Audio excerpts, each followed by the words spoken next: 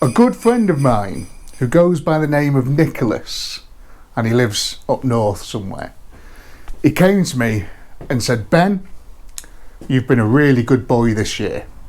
And I said, that's a bit of a weird thing for one grown man to say to another, isn't it? Anyway, he said, because you've been such a good boy, I've got you a Porsche. And I said, wow, a Porsche? Where is it? And he goes, well, I tried to get it down your chimney. I was like, that is weird. What? Why would... If you'd have tried to get it down my chimney, I think I would have noticed. And he said, no, I did. Look, here's the proof. And he sent me this photo. And I was like, well, what is it then? And he goes, it's the second most expensive Porsche in this garage. Okay. This is a Tasty Classics Christmas special.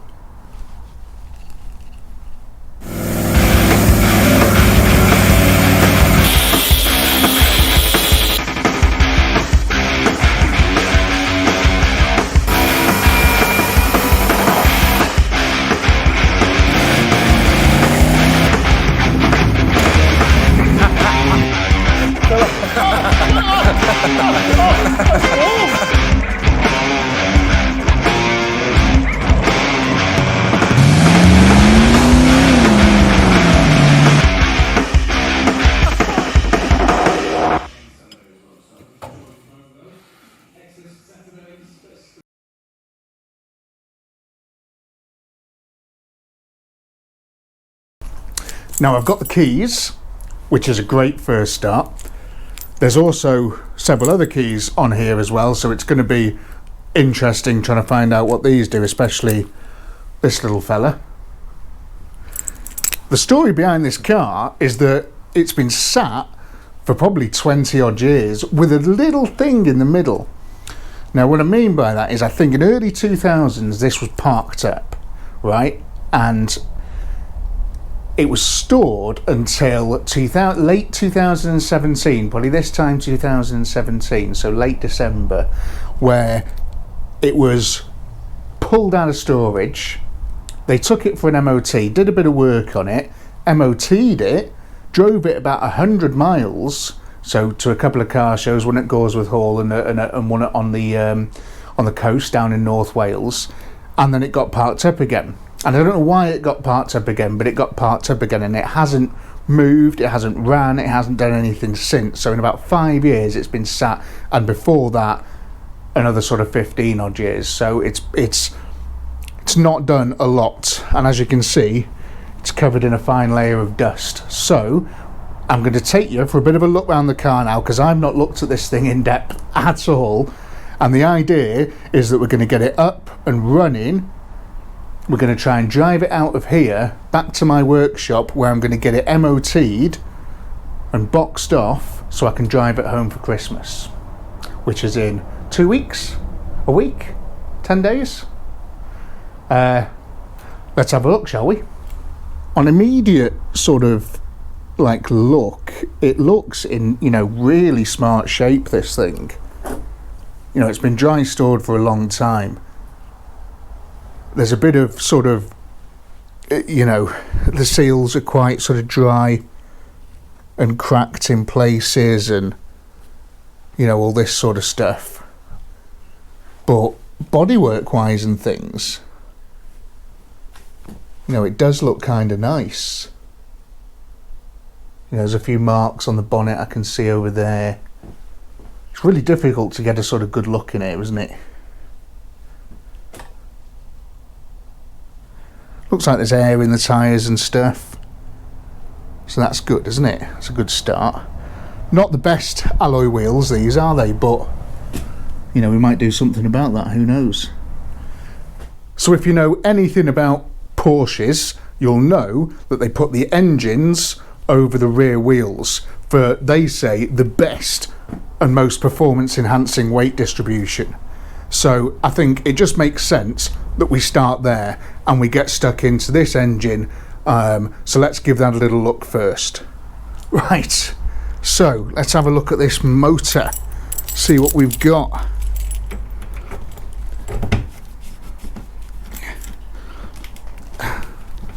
How do you get in there though? Is it how do you, oh, is that doing something? Is there a button? Excuse me, how do you get in? How do you get into the bonnet? Okay. Another key maybe? No? This thing?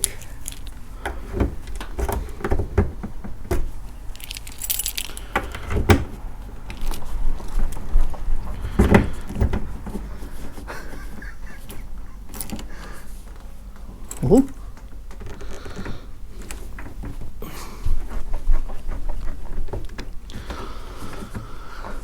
You know the feeling you get just before you snap a key in a lock. One. Oh. Just force it. It'll come. Right. Let's take a look at this motor. Oh. Let's take a look. Oh. This seems to have fallen out here, so we'll just pop that back in. It's already coming together, isn't it? Right, okay, so I can't see the engine. What's that there? Is that starter motor maybe?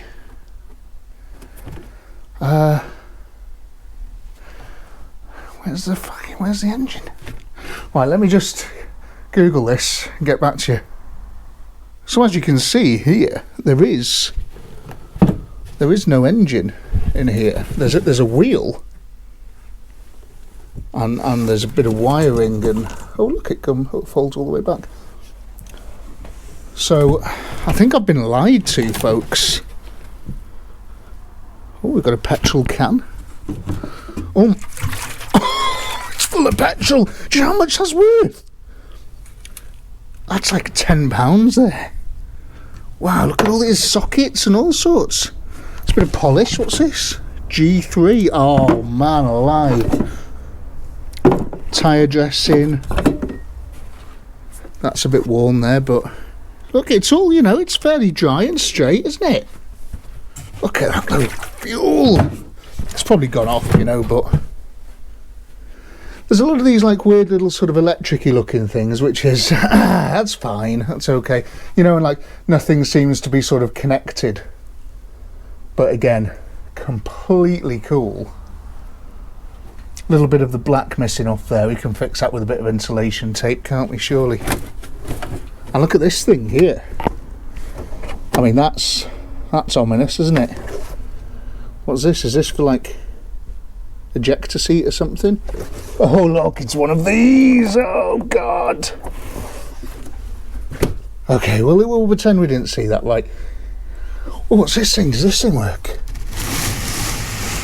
Whoa, guys and girls, look at that.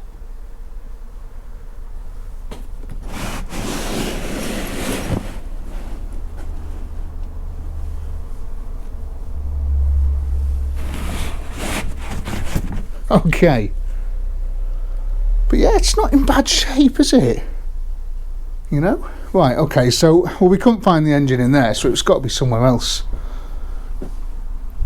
Right, well, we'll leave that up for a second, but let's try and get round here. A little bit starting there, that's okay. It's down this side. More wheels. Air in both tyres though, which is absolutely brilliant, isn't it? And I can get down here as well. Now, I haven't looked yet, but I've got the feeling this has got one of those Bosch Jetronic sort of electronic injection machines, which means that the fuel pump's probably gone, but if I can get under here, we're all okay. Wow, nice. Right then, I'm quite excited to see inside this car, because through the window and through the little hole that I've rubbed out here, it looks pretty porn star, you know, and I'm into that. Very 70s.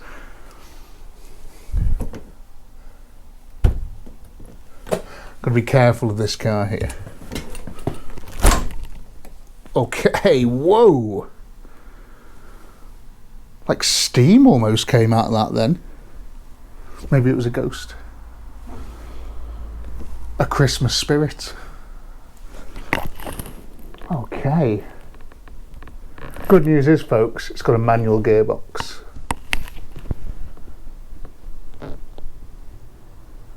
Wow, right. Oh. Okay.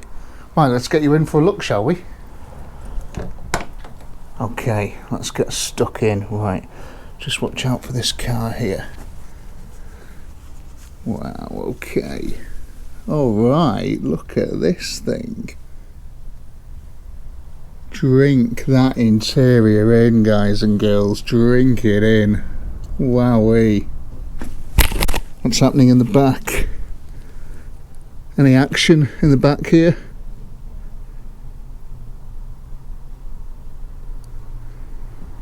Nice. Look at that tape deck. That is super cool. My attention though is drawn immediately to this down here. I can see wires and things unplugged, and that is, it's not always the best sign, that is it. Okay, look at the steering wheel though. I mean, it needs a little bit of a clean, maybe a little bit of a, and the, you know, the gear stick there, but wow, what a beast. The crack on the dashboard there I can see. It's got Porsche badges though. I mean, that's you know, it's half the battle, isn't it? Porsche badge. Handbrakes there. Thinks it's a Citroen dispatch van. Wow, love it. Can we see the miles? I can't quite get in there to see it, but we'll have a look at that shortly. Right, let's have a look under that flap and we'll see if the engine's here, which would be weird, wouldn't it, for a Porsche? Now, as you can see, we're in a little bit of a tight spot here. I can't quite sort of get potentially where I want to get to, so I'm going to maybe try and go around there and show you from this side. Oh, fucking spiders. Oh, what's this? Aerial. Okay, I'm in.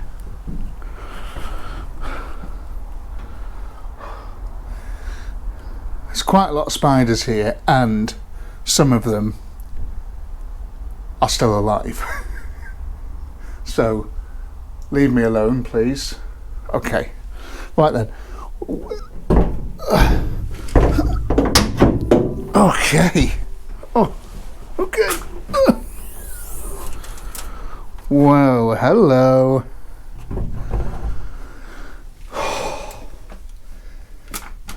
I can see one bank of 4 cylinders here. That's cool, isn't it? What I can't see though is another bank of 4 cylinders here. Which means that potentially this is maybe a 2 litre or something along those lines. I'd have to have a bit of a look.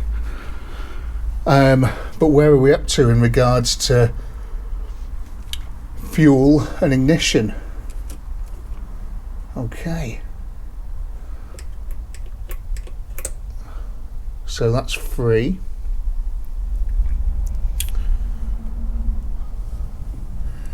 Yeah, right. So this has got an even earlier sort of fuel injection setup. As you can see, you've got the hard lines going to these injectors on the side of the engine there. That's great, isn't it? And I can see we've got the normal sort of rotor and dizzy there. Everything looks fairly accessible, and it looks nice and complete, and it doesn't look like anything's been pulled out. There's a belt down here, there's a battery there, with the negative cable taken off. It doesn't look too bad. Right, I can see a dipstick, so let's get in there. Can you see? Whew. That smells like bourbon. Cool, okay. What's in there? Okay. So the good news there is that that's bone dry, because you wouldn't want any water in there, would you? Bollocks. Smells like cigars.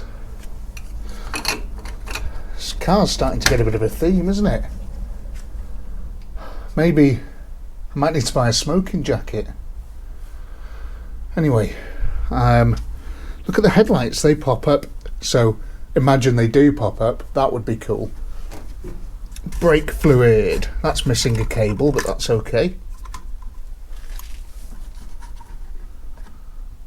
Right, it's got plenty of lovely looking juice in it, so that's great news. But the sensor is missing off it. I mean the sensor cable. Missing in action. But yeah, you know, overall, this is good. What we need to do now, really, is put a battery on it. Or try and reconnect this one. I mean, I don't think there's going to be any juice in that. But I have got a new battery for this. So we need to connect that up. And we all need to collectively pray that we hear a fuel pump. Because if we don't, well, you know what that means. So yeah, should we just give this a quick tap? Just like to mention as well, it's -2 here today, hence my Home Alone woman in the New York park feeding ducks and pigeons. I'm a little bit obsessed with ducks. Right, that's on. I heard absolutely nothing, so that battery is going to be flat as a pancake, isn't it? Can almost guarantee that. Is it strapped down? No, it's not. So I don't need any tools. I just need a little 10mm to take that off and another battery. But the annoying thing is it's alright. I kind of need to be over there at the same time as over here, so because it takes so long to get round. But it's okay.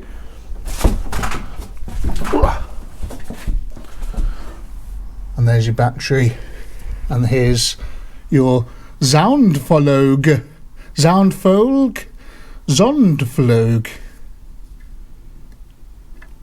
Nice little. Oh look, there's a Volkswagen badge.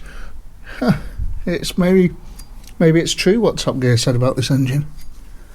It came out of a Volkswagen van. Okay, everything looks, you know, like it could possibly go. So let's get a battery and let's put it in. Yeah. Okay. This is a Bosch 60 amp hour S4004. I do not know what any of that means, but it was the middle price, and I got the middle price one because I want to give this thing a fighting chance of actually going, because I can't pull a car up or anything like that to put a set of jump leads on it, so I need to conserve this, so I thought I'd get the mid-range one. Now I'm going to take it over there and put it in. Excuse me. Oh, excuse me. Oh, excuse me. Excuse me. Excuse me. Excuse me. Excuse me. Excuse me. Oh shit. Excuse me. What the fuck? Right. Okay. Okay. Here we go. Now, while I'm doing this, I thought it'd be a fantastic time to thank wholeheartedly all these people, all these bloody people. Who are you? What are you doing? I haven't got a clue what I'm doing, you know, and you're all just liking my videos. Thanks. There we go. We're off. I've got like 3,200 subscribers or something, which is a lot more than I ever thought I'd get. I mean, I didn't think I'd really sort of, you know, be anywhere near even 1,000 in like a year. So that's pretty cool. And thank you wholeheartedly, everybody, because it has really spurred me on to do more and to just put more effort in finding these abandoned things and yeah, getting them back up and going. It's a little bit difficult at the moment because it is so cold and so dark all the time, so I can't do a lot of filming that I want to do, but we'll just push on. But yeah, that's disconnected. Let's put this one in and let's see if she bursts into flames. Come on, what did I snap then? Oh, sorry, excuse me. There you go. Right, so where's the turrets? I don't want that anymore. I don't want that anymore. Right, okay, so what's that? Looks like some kind of woodlouse. Get away. Right, so posy, neggy, okay. Hey, they make it really easy for you, don't they? Where's the other cable gone? I literally just had it in my hand. That's there. Right, okay. Right. Let's put this power one on first, eh? Just install that correctly.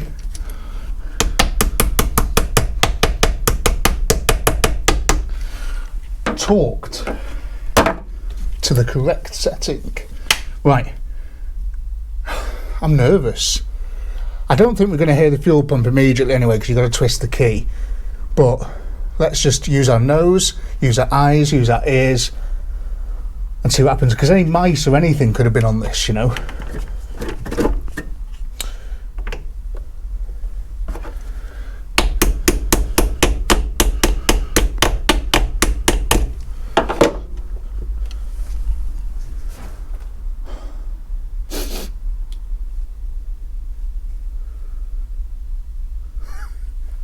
Absolutely nothing.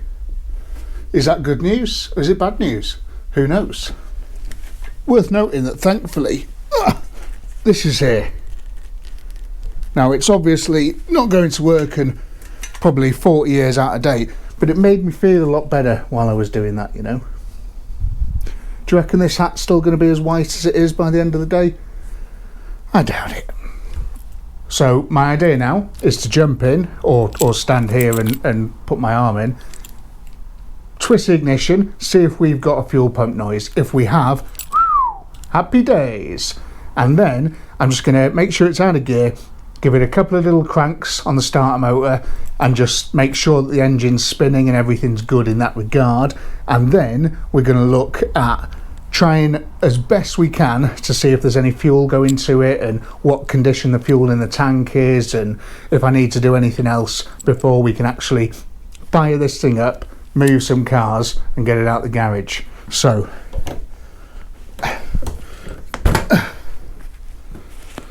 German build quality, man. Right, okay, I'm gonna have to, I wonder if the electric windows do actually work. Right, okay, here we go. You ready?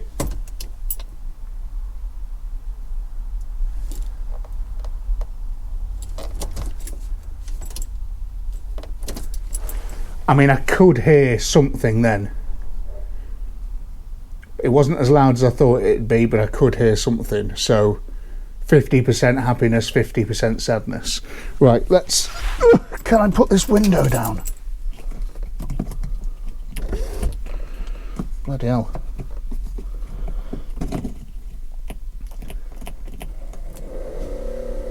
Oh, the window works. Will I regret this? Probably. Okay. So we've got lights, no fuel, There's some sort of emergency looking light there, but let's try and give it a little cranky. Oh, I heard the fuel. Did you hear the fuel pump? I heard it. Do you want to hear it again? Oh. Hey, Merry Christmas, everybody. Right, let's make a plan of attack on getting this thing fired up. I've just unhooked this thing here, just at there, and that is the inlet for the high pressure fuel line, and it's spurted a load of fuel out. And that's great news because I know we're getting fuel to the metering unit here, so we should be getting fuel to everywhere else. Now, I do, because the wiring, I'm not 100% sure on the wiring, I do just want to pull this plug out here and just make sure that we've got a little spark, and then I might pour some fresh fuel into its neck, well, sorry, into its tank, and we'll give it a few cranks, and if we can't hear it barking off, we'll pull this off here and we'll force feed it a little bit and we'll see what it does. Have you seen this here, this handy little tool tray that they give you? It's nice, isn't it? Obviously thinking ahead. Right, let's get this spark plug out.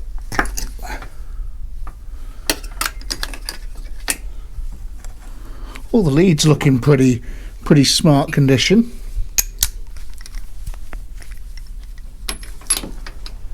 Oh, just get it filled up, you know, because it's a bit dry.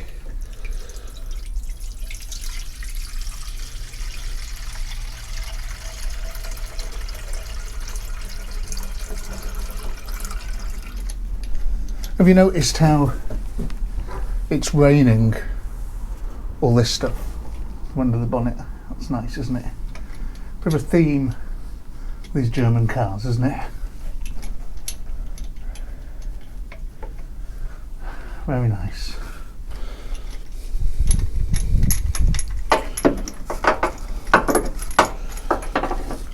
Okay. Spark plug numero uno. And she is black. Really black and sooty. Burning a lot of fuel. Or not burning a lot of fuel.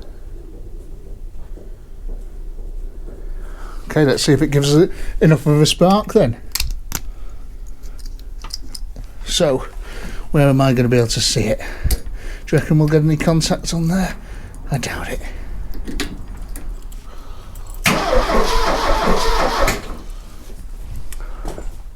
Did you see?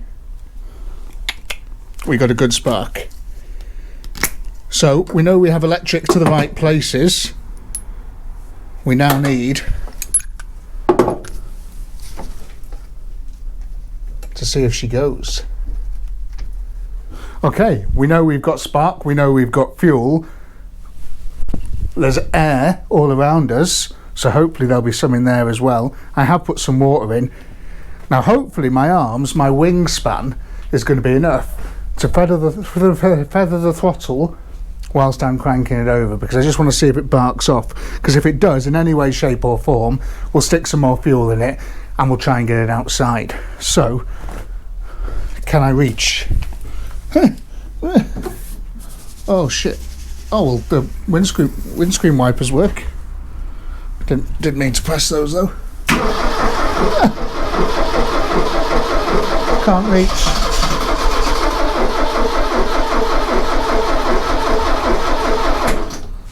Did you hear that go? Exciting times. Should we try it again before the battery runs out?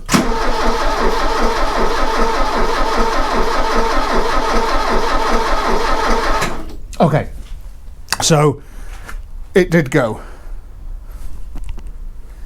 but it doesn't want to go right now, and I think that's just because it's been sat a long time, it's very, very cold, and it just needs to get everything pumping through and working again. And the easiest way to do that is to spray some Go Juice down the machine, and then everything else will sort itself out.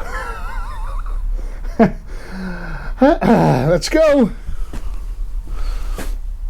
Shall I put some petrol in it first though? I think I should do that. It's time for a Christmas drink. Ooh. Never really see red fuel caps, do you? Is that like a Porsche thing? So is everybody excited for Christmas? What are you hoping is going to be under the tree?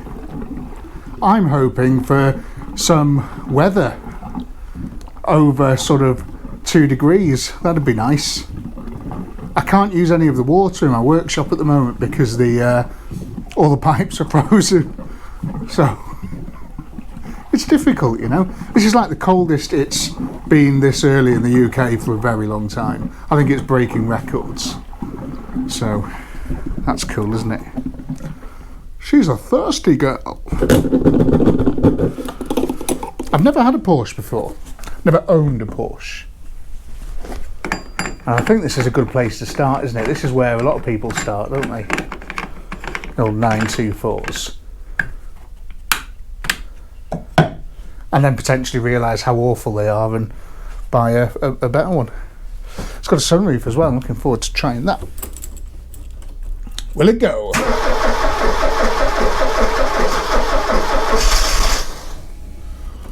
Oh, it's there, you know. It's there.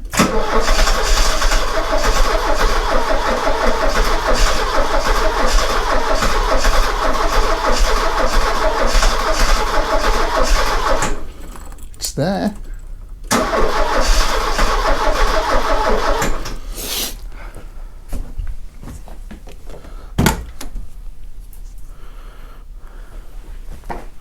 Will I fit in the car? Oh my god! Why is it so low to the floor?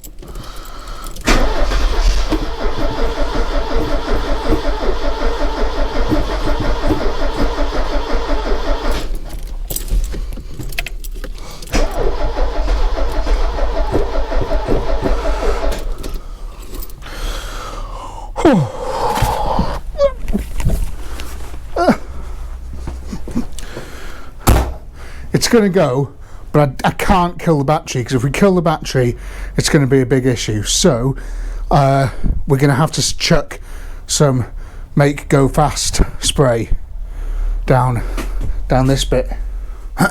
Okay, now again, I would not recommend doing this, but the engine's turned over plenty of times there and nearly gone for lots of oil to have made its way around everything. So quick one of these down the hole. Let's see if that makes rethink of life decisions.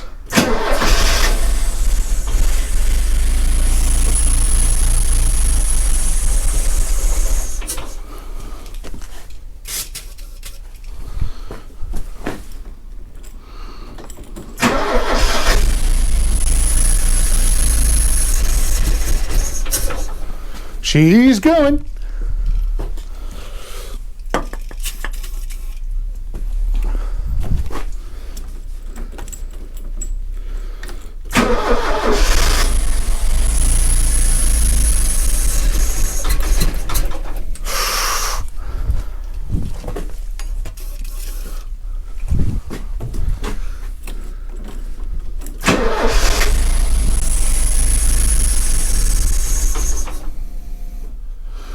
Fuel pump's definitely going. It just needs this extra bit of help. Right, let's get her idling and I'll come out here and do that.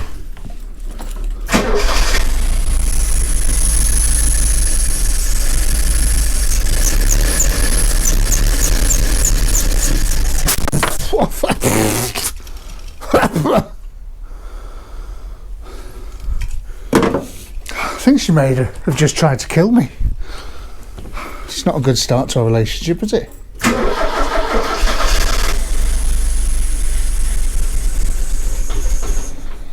Come on, baby. Come on. Listen, we're going to get to know each other today. Okay? Whether you like it or not.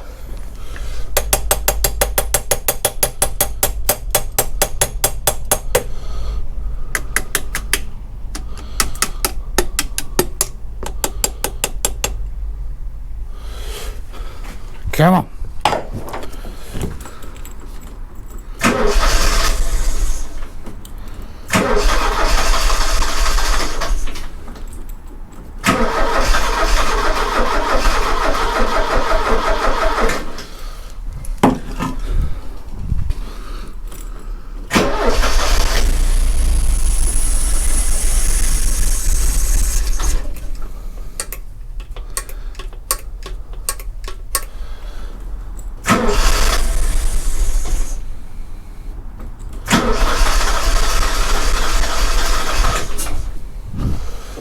Come on, baby.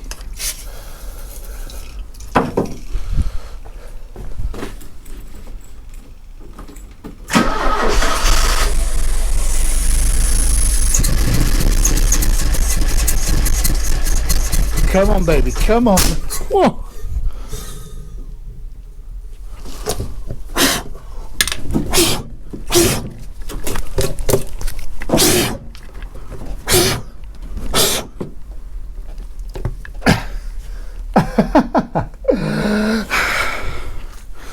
Come on, baby, you can do this.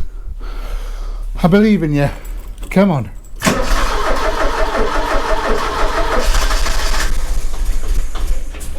Come on. You've got this. Come on.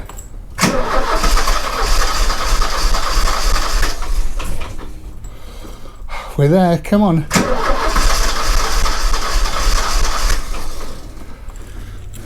She's gonna go.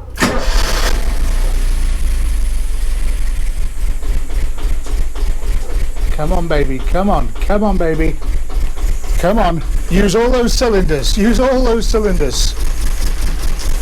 2. Can we get a 3rd? Come on, baby.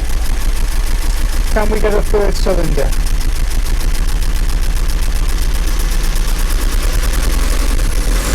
Three. Can we get a 4? Come on. Come on. No, don't stop. Don't go back down. Go more. I think one of the problems we're having is old fuel, you know. Fuel's probably been in there for generations. Come on, baby. Come on.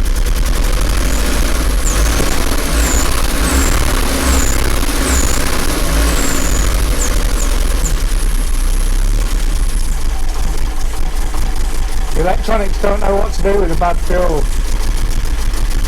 Dirty spark plugs probably aren't helping either, but I thought ahead and did find spark plugs.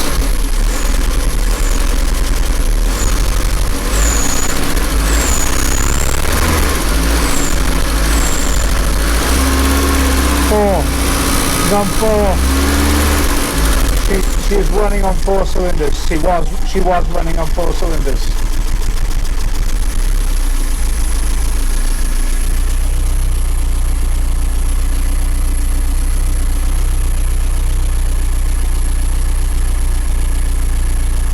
Wow, let's have a look.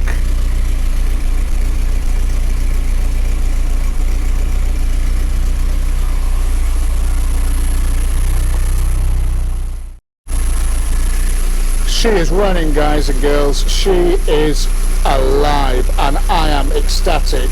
It is going to be a Merry Christmas. Now, she doesn't really want to rev up yet. Still a bit cold, but I think it'll come. It'll come. She just needs to awake from her slumber.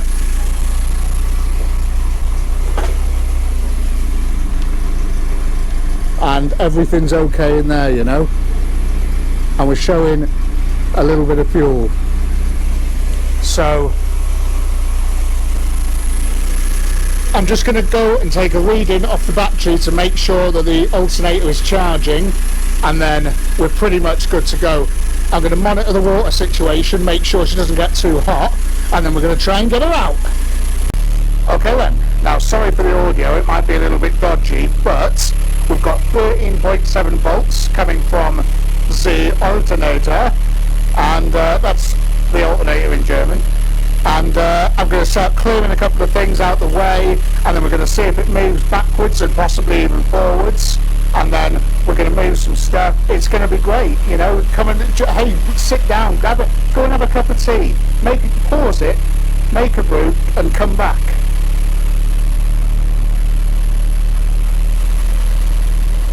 Okay, everything's clear. It's time to fire her up and do a 1,000,000 turn and get her out of this garage. It's been here for donkeys, so...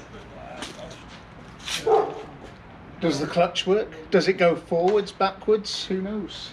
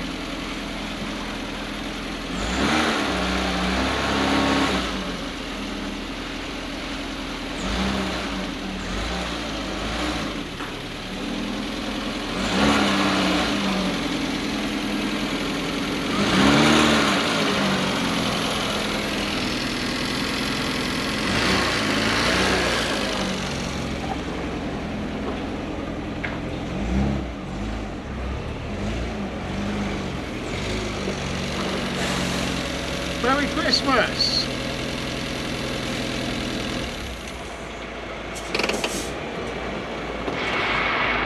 Thank God for bumpers, eh? Right, let's have a look at this thing.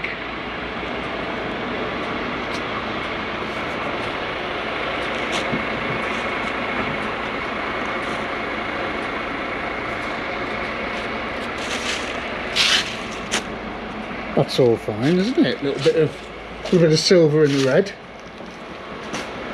I'm telling you what though, guys and girls, this is a straight old bus. One mud flap, and oh, it's got 2 rally mud flaps on it. She's a bit of an animal. This isn't right though, is it? Okay, fix that. There you go.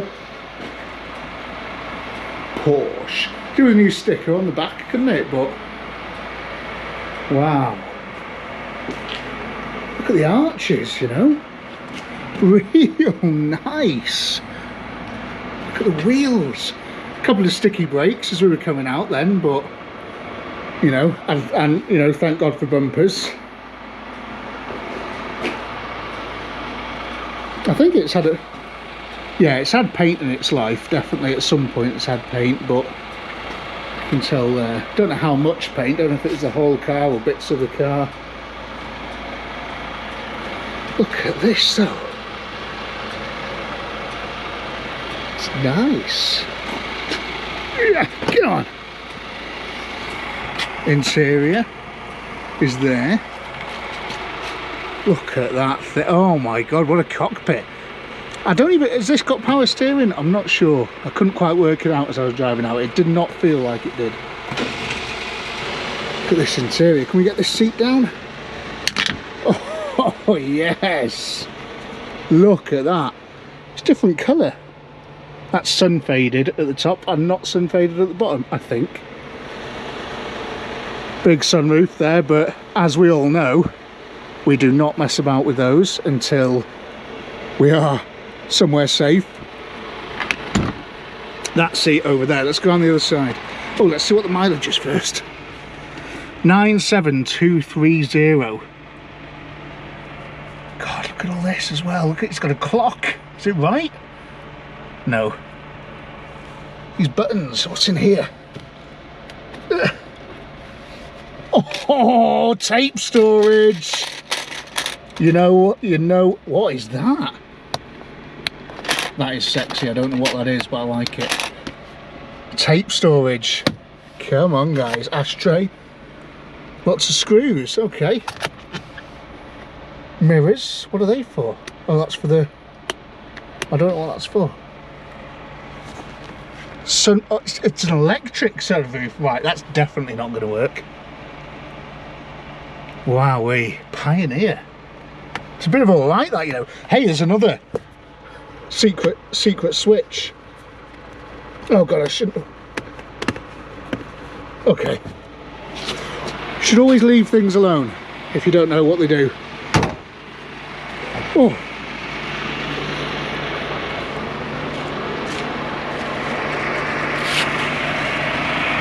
Brakes felt a little bit spongy, to be honest, but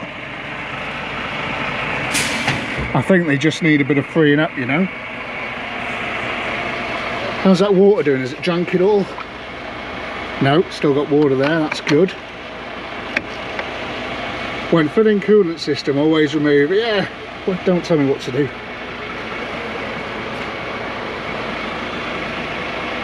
Okay, okay. Right, let's have a look at this side. Will this door open? Let's put this mirror out as well, there we go. Oh, this is a bit stuck. So this seat's some, you know, some repairs needed maybe on that. Lots of cool wiring. I don't know why all this wiring is so exposed. Something's obviously up, but we don't know what that is yet. It seems to be running, so it... Anyway, what's in here? Tax discs. Wow. Wowee. Yeah, there's a lot of stuff that sort of needs refitting and checking, and it's all right, you know. It's all right.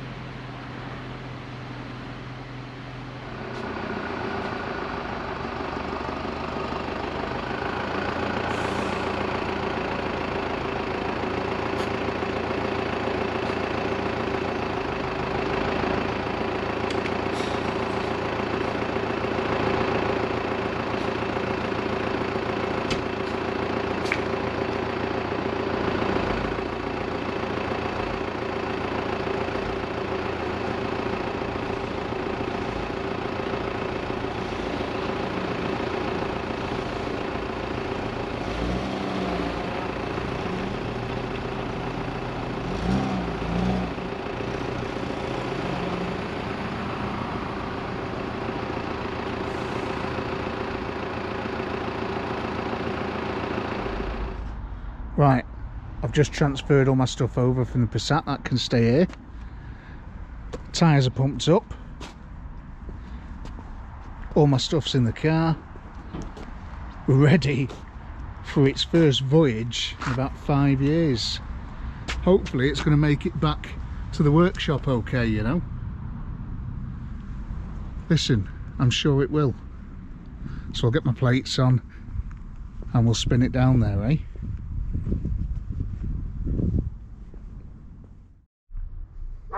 Right, we are ready. Got all my gear. Now, I'm just about to set up a little camera in here so you can come with me. And these headrests haven't got any holes in them, and usually I clamp this thing on. So I don't really know what I'm going to do there.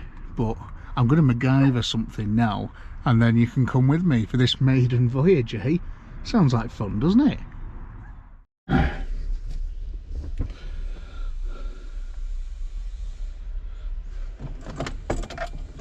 Okay, That window's still open. Will it close? Oh, it closed perfectly.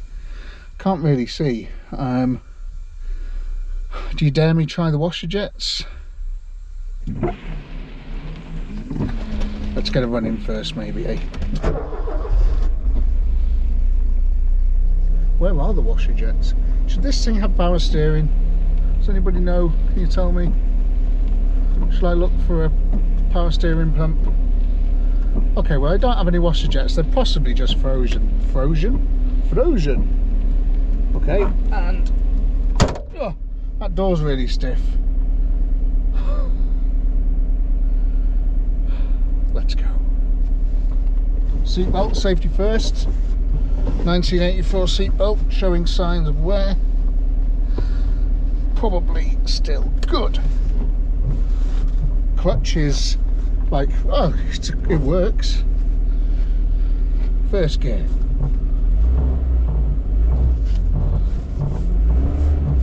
Oh, handbrake. Okay. Okay, we are moving. We are moving. Indicator. Got indicators. Perfectly road legal now.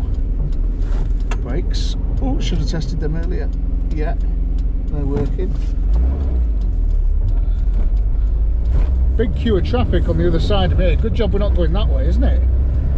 Like, why is it still saying the handbrake's on? Oh, there we go. You've got to put it all the way. Oh man, we're motoring. It's 3 gears. I am in a Porsche. I am in a Porsche. Hi guys, I drive a Porsche, yeah. Oh, what do you drive? A Vauxhall Astra? Oh, that's nice. Well, I drive a Porsche, yeah. Oh, 4th gear. Wowee. Right. See you back at the works.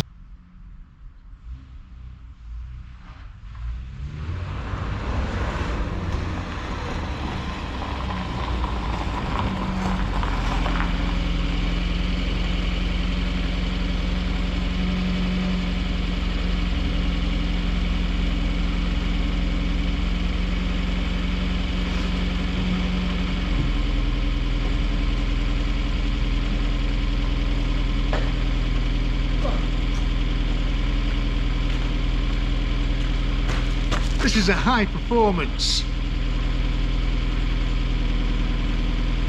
killer. A couple of things I want to test. Should we have a look?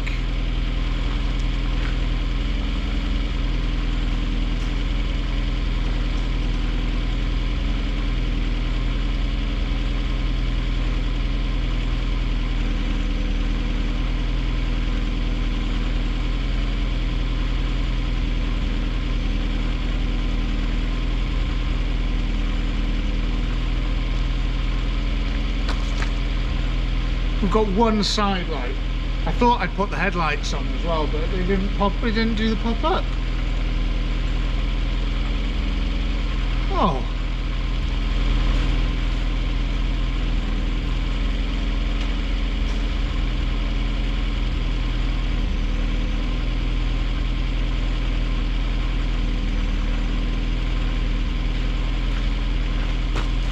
That's supposed to be all the headlights, I think. See them on. You can see the headlights are on.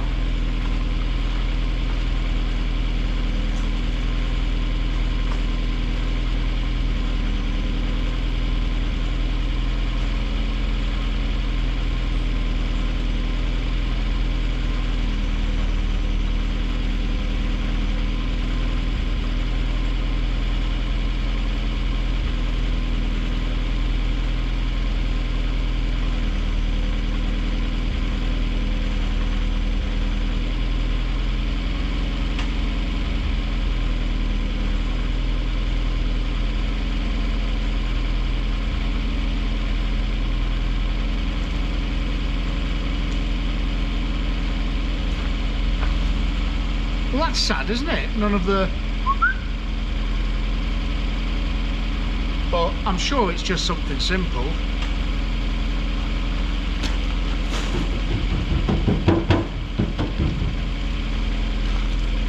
Probably not. Right, should we see what else works? So the good news is I've just found out the fan works. The bad news is there is water dripping down from where the radiator would normally go. So what's the temperature doing? It's only been running for, it was fine on the drive back. Let's get ahead and, right, temperature's in the middle.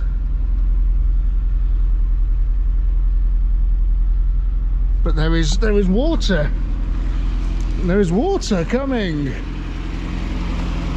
Right, let's get the bonnet open and have a look.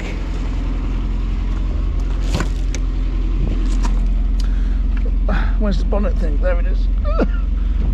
Maybe it's something to do with all these electrics. Okay, here we go.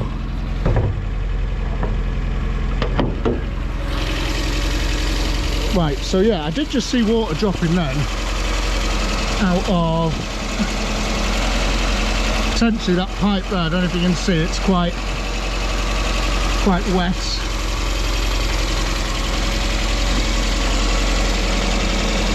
Oh no, that's the, so it's just like a little overflow.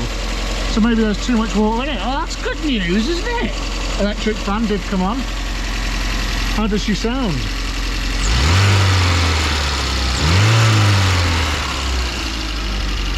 Gosh, she sounds great. Definitely wants that oil changing though.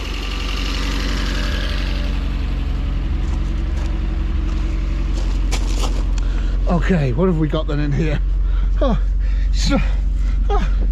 it's not easy to get into. What do these buttons do? Do you reckon they're for the headlights up and down?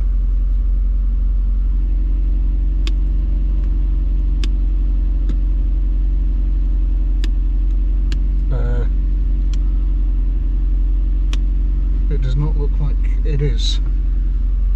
What else have we got? What's this? Is this for headlights up and down, or is that for fog lights? That'll be for fog lights. What's this doing? Yeah, it's got oil pressure. Just over 2 bars, 2.5. Coming to 3 bars, which is perfect. The volts are, yeah, fine. Ignore what just happened then. Clock, that's good. Cigarette lighter, does that work? Fans, ready? Breathe in. Oh, it's coming right out me fucking hell. Oh, I'm gonna get whooping cough. I'm gonna get whooping cough. Oh, it pinged out. Come on. That is working. That is working. We've got a working cigarette lighter. How exciting, guys. How exciting. And the fans. That was disgusting. I just got a mouthful of whatever that was. It's shame about the bloody headlights, isn't it? Right, what else? Let's turn that off. Right, have we got tunes? What? How do you turn it on? Push the button.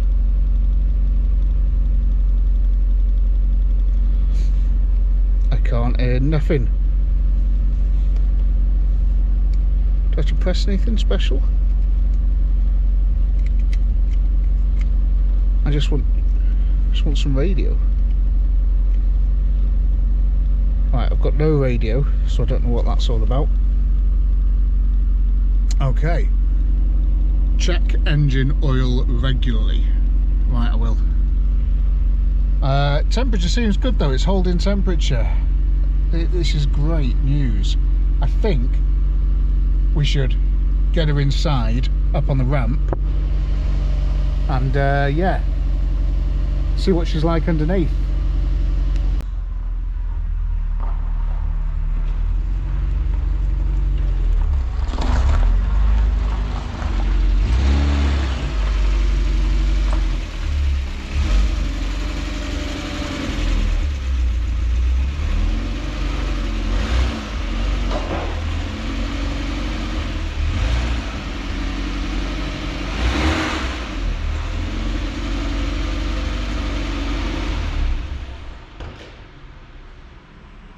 There we have it, she's in.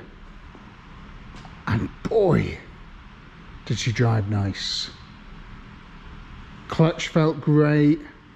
Brakes. Steering felt great. Tyres good. Things worked. I mean, what else can you ask for, really? I've left the truck in here because it's no good running this thing just to move it in and out the garage all the time, so there's enough space there. Whew, freezing. Let's push it back a touch, get her up in the air, and have a look at what's lurking underneath. Place bets now. So I really want a cup of tea. That would be great. But that is all the water that I'm getting, even though the water's on full, because it's all frozen. So I'm just going to leave that for a good minute and just let it fill up this kettle so I can have a cup of tea.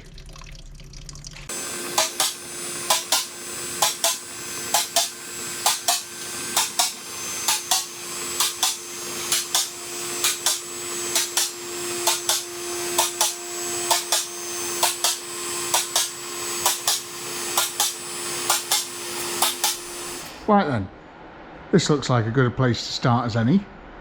So, kettle's boiling behind me. I can see we have got a plate welded on here, hence why this has been blacked at some point. But, I mean, that's cool, isn't it? All the outer sills anyway looking really good, Nick. And the wings, again, fantastic shape. And look at the inner arches. Incredibly clean. Well, I don't mean clean, but I mean free of rust.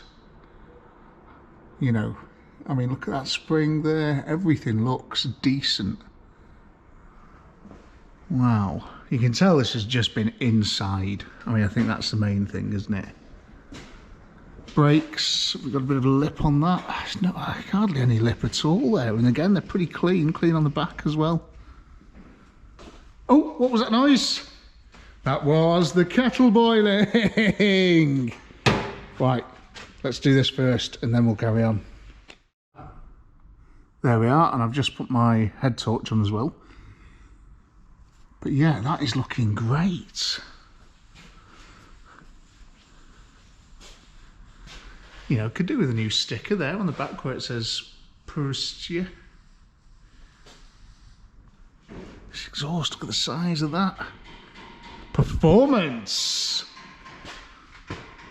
And again in here, look, it's clean, you know, it's clean. She's going to want a bit of a scrub, but still again. Really nice. Is this a rust-free 924? Surely not. I am not that lucky. I am not that lucky. Look at these pipes, everything great, yeah. Spring, look at it, it's all clean. Look at this bottom arm, it looks like new. It is new. They must have done a fair bit to this to get it through its test. Wow, right, okay, where are we then? Let's get our bearings. Right, okay, here we are, we're at the front again. She's looking all right, okay, so chassis legs, really nice. Fuel pump looks like it's probably been replaced as well. Master cylinder looks a little bit crusty, but again, seen worse. Got a bit of anti-rust. This is self-emitting anti-rust. It's very clever, very, very clever. That's, oh God, is that the radiator? Or is that just the radiator? No, that is the radiator. So that's, yeah, it could probably do with the radiator, but I mean, if it ain't leaking, you know, don't worry about it. Right, have we got, there's no power steering, is there? Right, so that's good. I wasn't sure because it's been a while since I've driven to it. Oh, is that the power steering up there?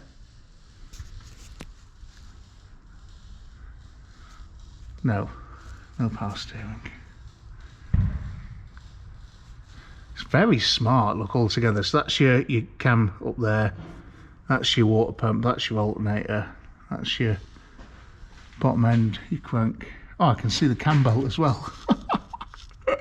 Should probably probably have a plate on that.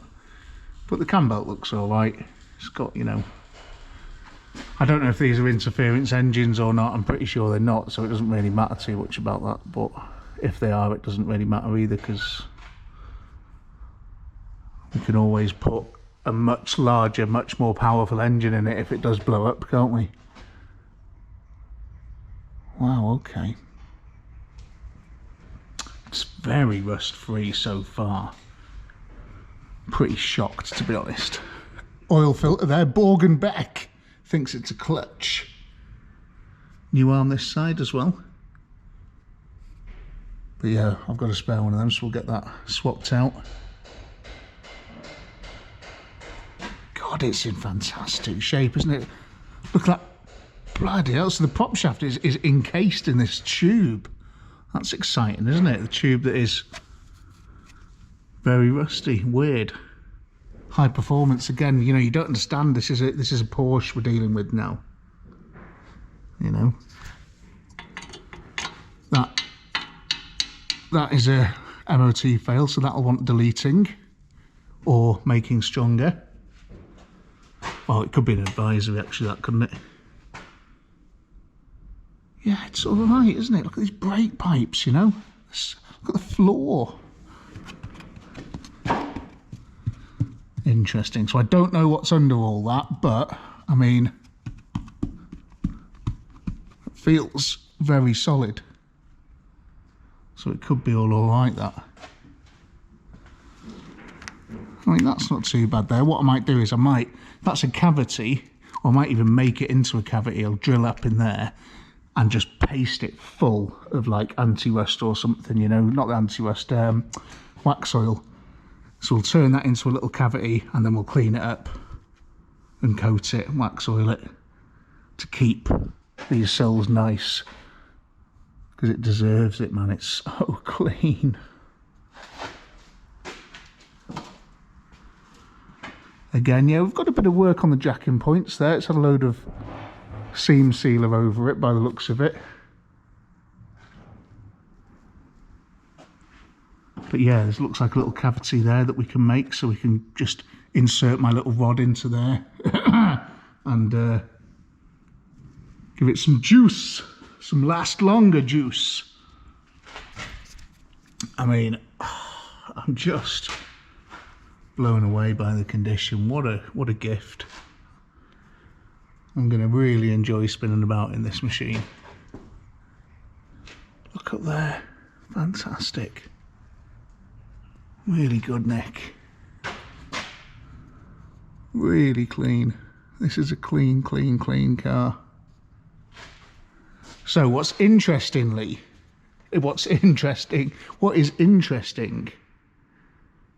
is the size of this thing here. Now, I'm going to need to do a little bit of reading to see exactly what's going on here.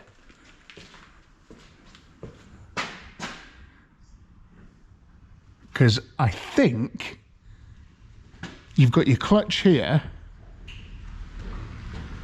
Where is the clutch lever or anything? I can't see anything, but I think that's where your clutch is there. And then all the way back here, you've got your gearbox and your diff together. That looks like your gearbox there and your diff together. That is so cool. That is really smart. Wow. Never had a car that does that before. And that's classic Porsche as well, isn't it? Because they love having all the weight over the rear wheels. So they've obviously tried to get as much weight down here as possible. But that is really cool. No wonder it drives so well. Genius. I'm really impressed with that. Fuel tank looks great. Fuel pump, another fuel pump there as well. Wow, serious stuff going on, you know. But again, all in great shape. This may be a candidate for some under seal as well, to be honest. Oh, what have we got here? Oh, we've got a rust hole. We've got a rust hole. But that's tiny, isn't it? We can just put a little thing on that. It's going to be nice. That side there is good. So yeah, I mean, it's all painted, so you know it's going to be pretty, you know, decent for rust. But to stop it rusting from the inside out, I think we need to get up into every cavity we can and use this thing here. Look, see this? This has got little holes on the end, so you push this in like that, and you fill it full of wax oil and stuff, like, and that'll stop it rusting from the inside out. So I think we're going to give it one of those. So that's kind of first on my list of things to do. Second on my list of things to do, because the first thing on my list of things to do is to give it an oil change, which it needs. Okay. Well, what the tyre's like as well, actually. Loads of tread. Loads of tread. Loads of tread. Loads of tread. Wow. Right, okay. What else do we need to do? All the electrics need to be looked at. All the electrics, everything. There's electric stuff everywhere. We've got to look at it all, make sure everything's going, repair anything we need to, and then tuck it all away and start putting everything back together properly. I'm sure we'll find other stuff on the way that needs doing. Some more service bits, like I said, with the oil as well. I want to do spark plugs and maybe dizzy rotor, that sort of stuff. These things need to work, because that is the only reason you'd buy this car is for pop-up headlights, so they need to work. All the lights and levels need to be done properly once it's been washed and cleaned and all that sort of stuff.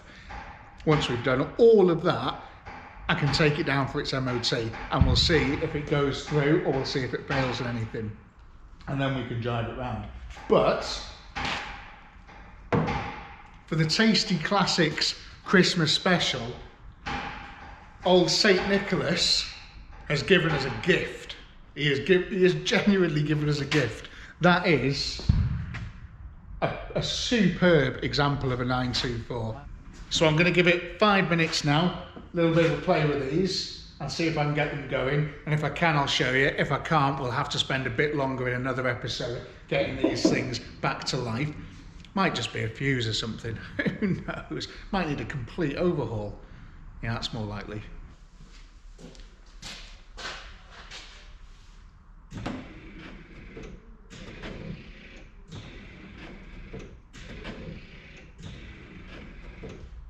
Merry Christmas!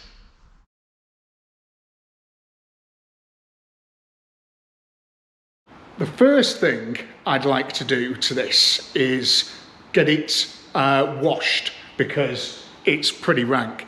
Now, I was down here at 10 o'clock last night because a pipe burst, and all my water stuff is now sort of pretty frozen.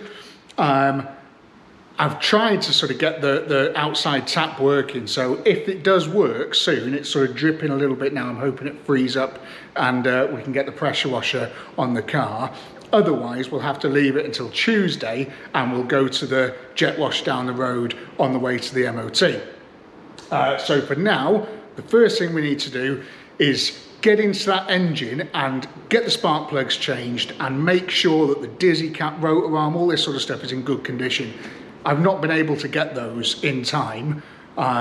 It's an online purchase and we are in the last week of December. The post is not working. The post they're on strike actually. So yeah, it's difficult. We're just gonna have to make do with what we've got. But anyway, let's get stuck in. Hello. Right, let's get these Splurgenlichters, which is German for spark plugs. Let's get these changed. And then we're going to have a look into this machine here and see what's going on.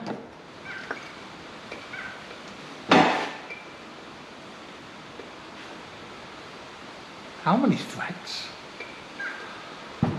Okay, first one's up. As you can see, it's a sooty. Sooty. Put that in the parts tray.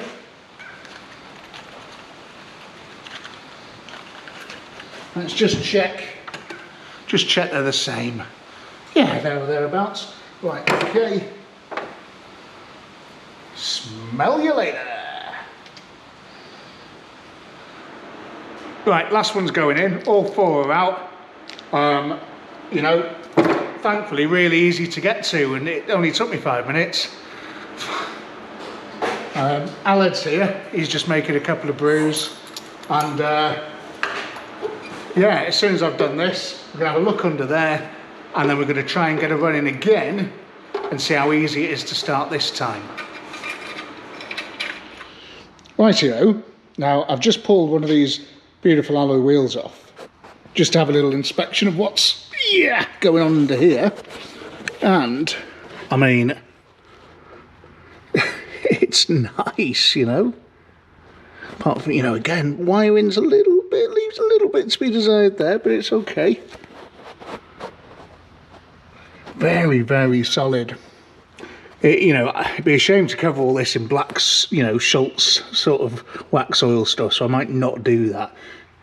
I might just try and keep it as clean as possible and just do the underneath. But yeah, brakes wise and everything, really nice. Chunky as hell pads.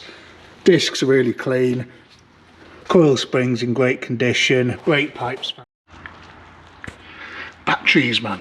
They last, when it's this cold, they last like 30 seconds. Does anybody know, do they do any better batteries for GoPros? Anyway, this is clean, it's tidy, it's good. I'm happy with it. I'm happy with the brakes.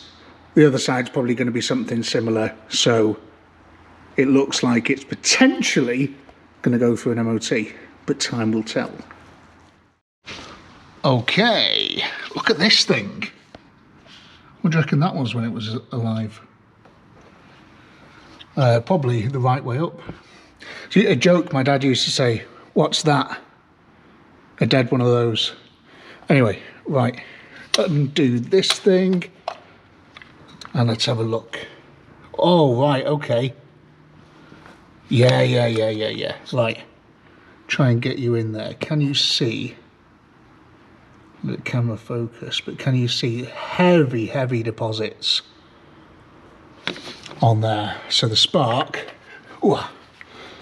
is going to be poor, and there is quite a big difference in the two sides there. So you can see the shiny bit and the dull bit, one side where it's been hit and one side where it hasn't. I can't get new ones of these, so I'm going to just do my best to clean these up with a flat bladed screwdriver, maybe a little bit of sandpaper, and that should help us do the world of good. Can you tell the difference on that there now? Just giving it a quick wire wheel. Much nicer, so you should get a much better contact. Now I'm going to do the same to the distributor.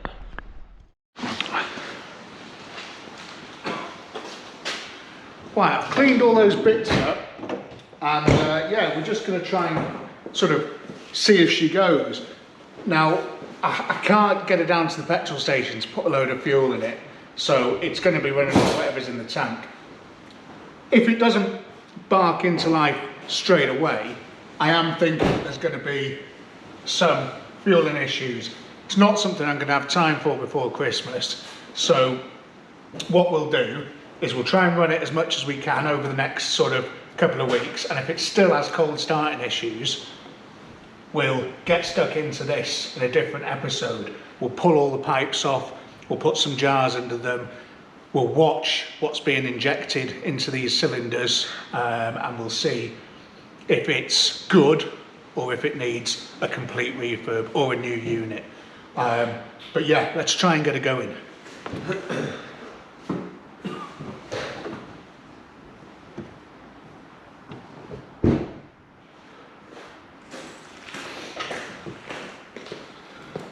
Right, there you go, mate. Please.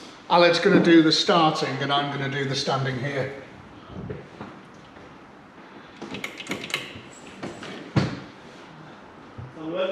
Yeah, go on.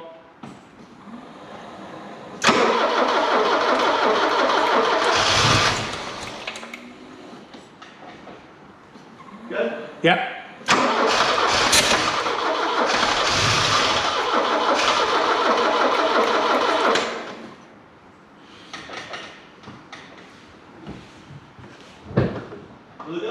Yeah.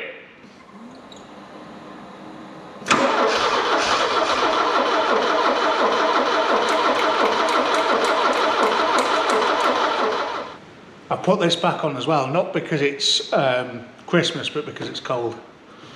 Right, go on. Let's go.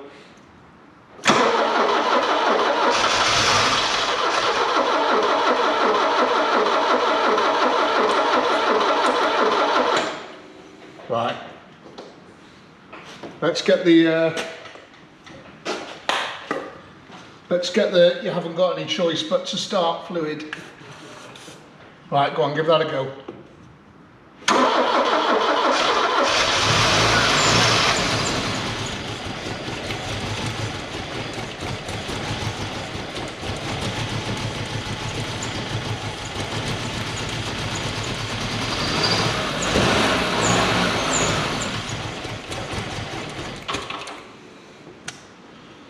Smiled too soon, didn't I?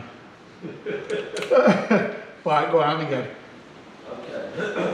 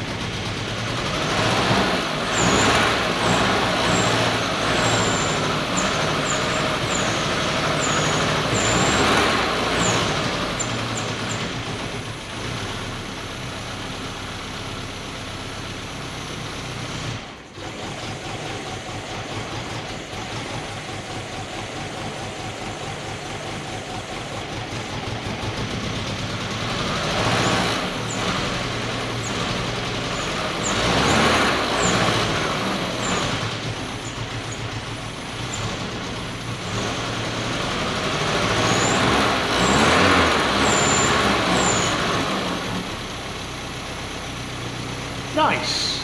Okay. She's running. Started a lot better than last time, so I think we're on the way with the stuff there. And my weeks of experience on these two tools are telling me that it is a fuel issue, but not necessarily a fuel injection issue, a bad fuel issue. It sounds like the fuel's old, you know. The fuel could be, you know, at least 5 years old. If not, it's some of the fuel that was in there from 15, 20 years ago, you know, when it was really laid up. So until I fill it with fresh fuel and take it for some long miles, I don't think we're going to be able to tell what's up with it. But for now, it's running nice. We need to get it up in the air and do some work underneath.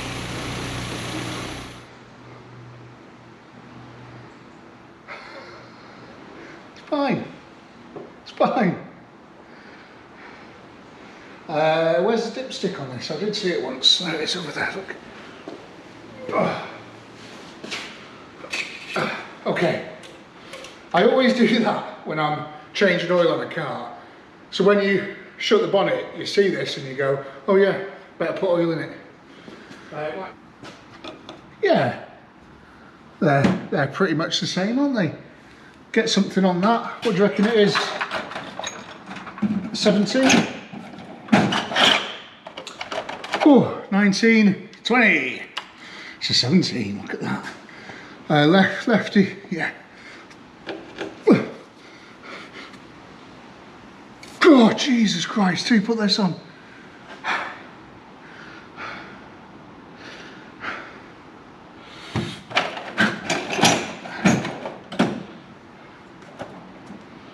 It must have been me. Oh, in a previous life. Okay.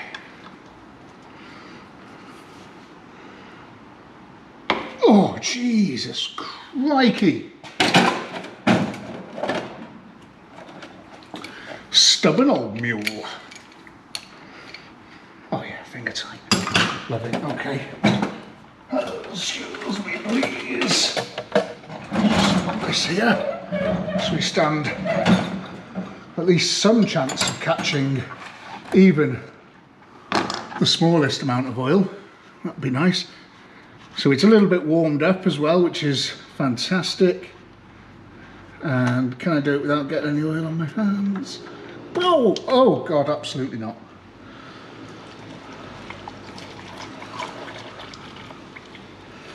Hey, how are you doing? She's coming out thick, she's coming out black.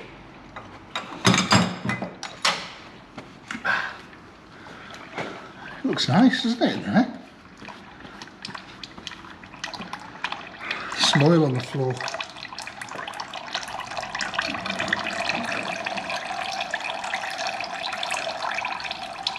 It's got a hefty little oil bung. Is it because it's a very high performance motor, do you think? Must be. It's a weird looking sump, isn't it? Look at these fins here. This is for extra cooling because it needs it because it's so powerful. Do you reckon this is just going to come off by hand? Oh my God, there's a first. There's a first time. There's a first time for everything. Let's use this one. This one's less nice. Catch some oil. Oh God, it's going on my arm. Oh, what a mess.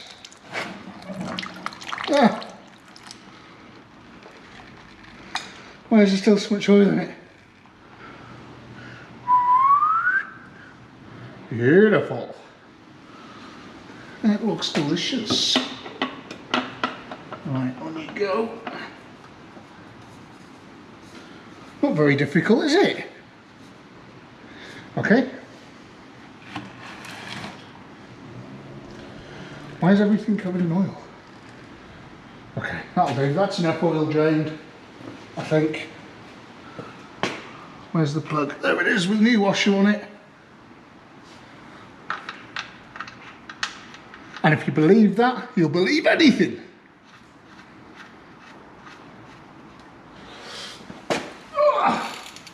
Always keep your ratchets on the floor.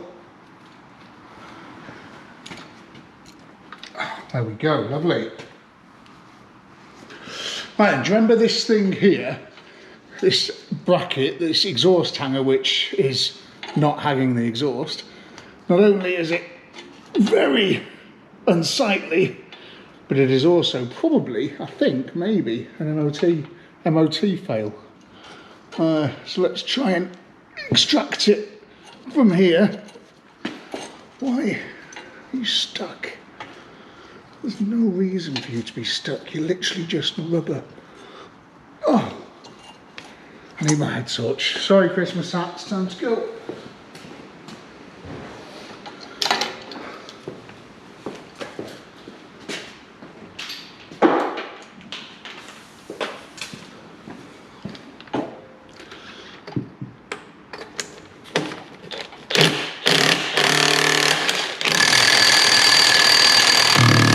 Oh, okay. Deleted. If it ain't there, how can it possibly fail? Quick tip for you there. Right. I think now I want to get amongst all of this with some stuff up inside the cavities, because it's looking like it's going to need it at some point, you know, and I'm here to help. So let's do that. In the sink, we've got a couple of these. Hot water, make inside wetter, slide out of gun faster. Underneath, I've got a few access points which I've sort of identified, mainly sort of these on both sides, a couple of bits up here, just things I want to sort of get around and get in and just make sure we've got some kind of protection. And then there's a few other little bits, but yeah, essentially we're just sort of going to be covering the floors and things and that type of stuff, because you can see here where seam seal has been used, but you can see there, for example, there's like a little bit of a fail there. Of where the seam seal is just sort of flaking away. So quick wire brush before we do any of this, but when we coat it, it's going to stop any water getting in there really, and salt and nasties, and making it sad times.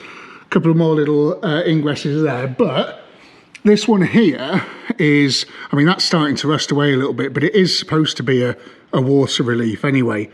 I'm just going to drill a hole in it wide enough for the spout to go in, and we're going to fill that. There's going to be all sorts of stuff up inside here, like carpets and things, but this is going to be the inside of the sill, so it does need a little bit of a splooge.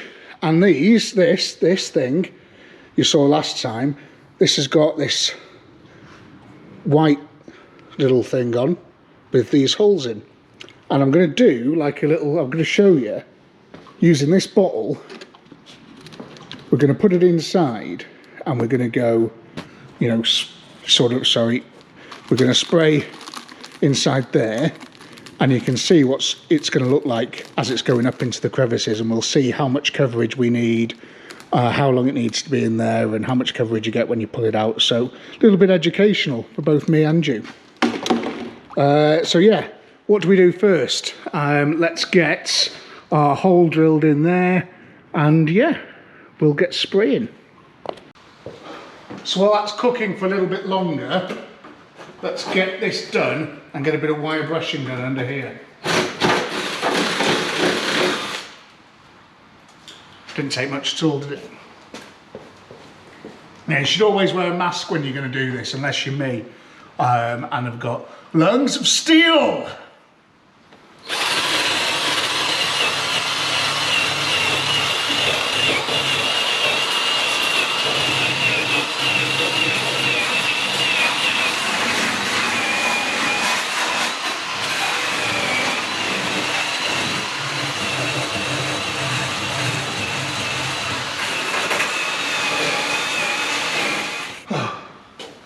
Quick bath.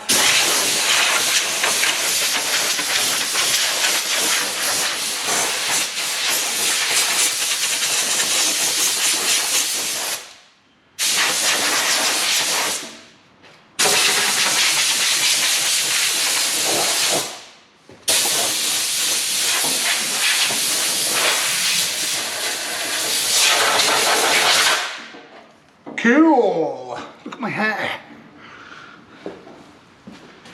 Ah, right you are then. She's a bit warmer now, so she is.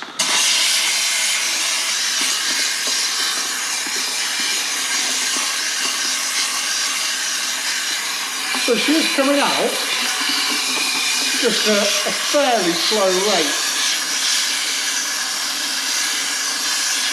So we've got small holes to go through, remember, so, but it is coating it. So before this starts to freeze again, actually I think it is just loosening up inside there now. Let's get it up in some crevices.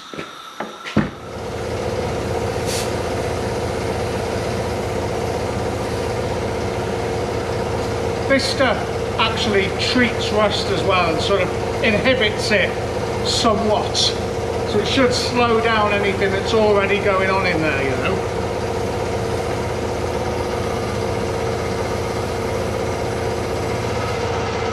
I've just got a bit on my face. What I've decided to do, because I've got a few of these straw things, is I've tried to increase the flow by essentially chopping that grass end off. Don't really need it, it spreads out like wildfire anyway. So taking that off has just increased the volume a lot more. So if you're going to do this at home, test it first and just make sure you're getting as much flow as you like. Because I kept going back and testing it then, and it was getting less and less. It was just not, it was just crap. And I think that's mainly because it's just so cold in here. As soon as it's coming out the can and going out, because don't forget the compressed air is going to be really cold as well. It's just making it too hard to get out. So I've done that, it's going to be a bit easier. Let's get back into the crevices.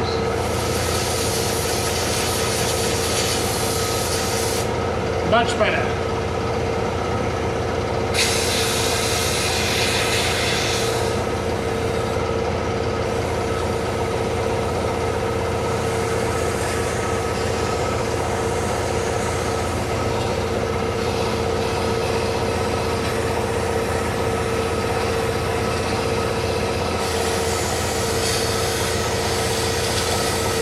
Trying to get in where the normal nozzle won't reach as well.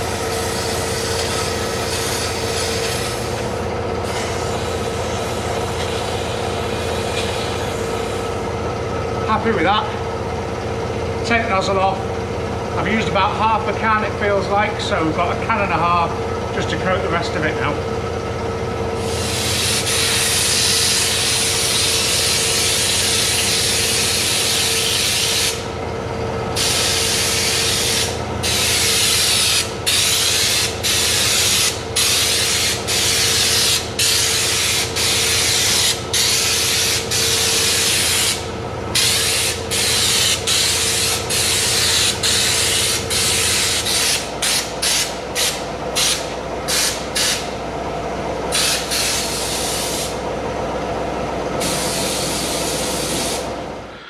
Okay, really happy with that. This car is now protected. Because I am a user and abuser. And I want to keep this car on the road. I don't want to park it up in no garage. You know, there's that old saying, isn't it? What are you doing? You're keeping it nice for the next guy? No, I'm going to use it. And we are in December, which means for the next 3 months, there is going to be a huge amount of salt on the roads. And yeah, I want to try and keep this at least in one piece if I can. So yeah, I think that's nice. Now, we drop her down on the floor and we do above the things. Right, I need to do a couple of bits in the boot. Mainly give it a good clean and hoover and give this window a wipe and all that sort of stuff. The other things I need to do is these locks are not working very good and they all look pretty grubby, so I just want to get a bit of a cleaner and sort of see if we can make these latch nicely so we're not having a flappy tailgate as we drive along. Seriously though, what is that?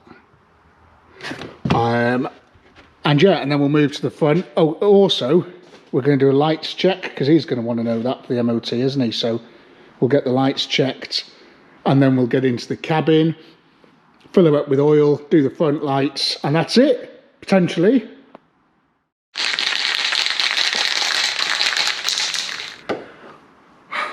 This bit of carpet looks like the back of a sick dog.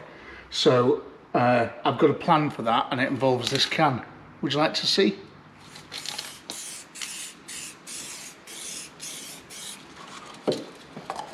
I mean, that's not fixed by any shape or form, but it takes your eyes off it, doesn't it? 1, 2, 3, go!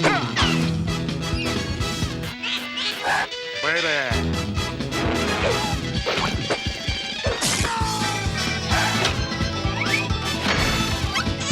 Sassy. Man, I'm pretty.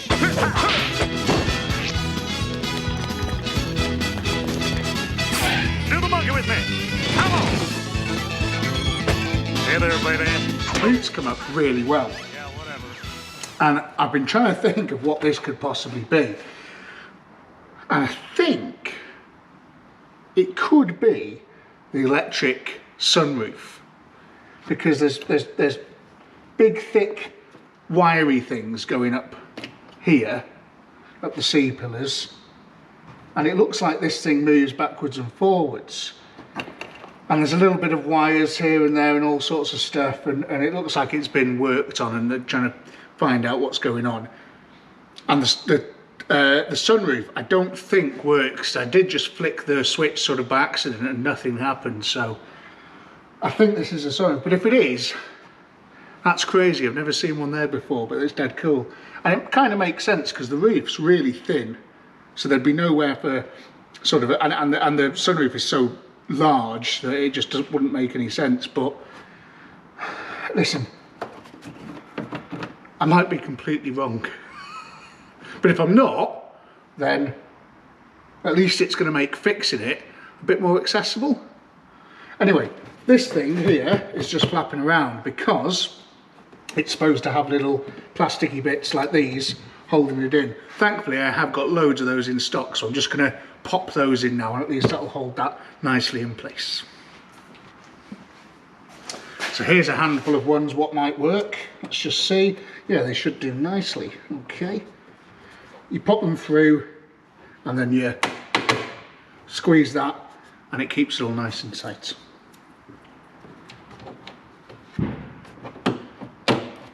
Shall I connect that? Maybe not. Maybe it's disconnected for a reason, and at this late stage in the game I don't want to mess anything up.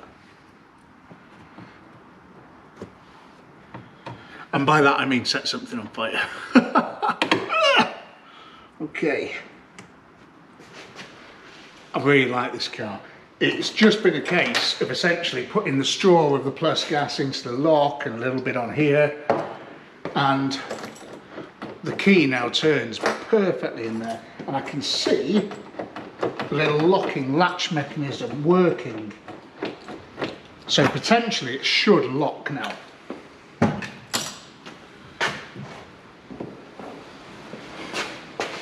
I've got a fairly unfortunate amount of Schultz in my hair, which is going to be fun later.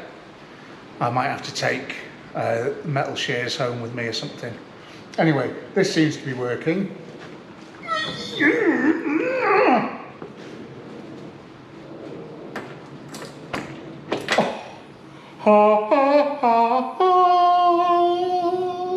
Lots of grease, lots of clean, not grease, you know, oil stuff. Don't pack it too much grease, everything gets too slippy.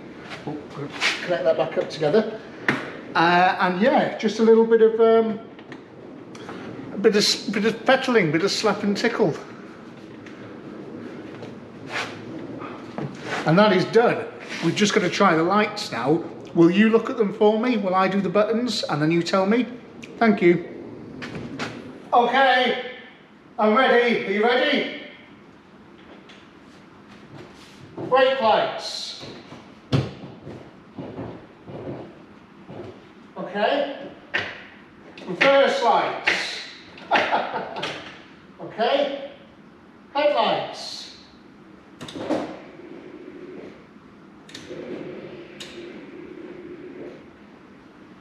Indicate right. Indicate left. I'm pretty sure we didn't see any brake lights then, but we did see everything else, didn't we? So maybe the engine's got to be running? Surely not. But I'm going to put the oil in it and then we'll get it running and we'll try it again, just to rule that out, you know? Okay, she's running. Let's just try the brakes one more time.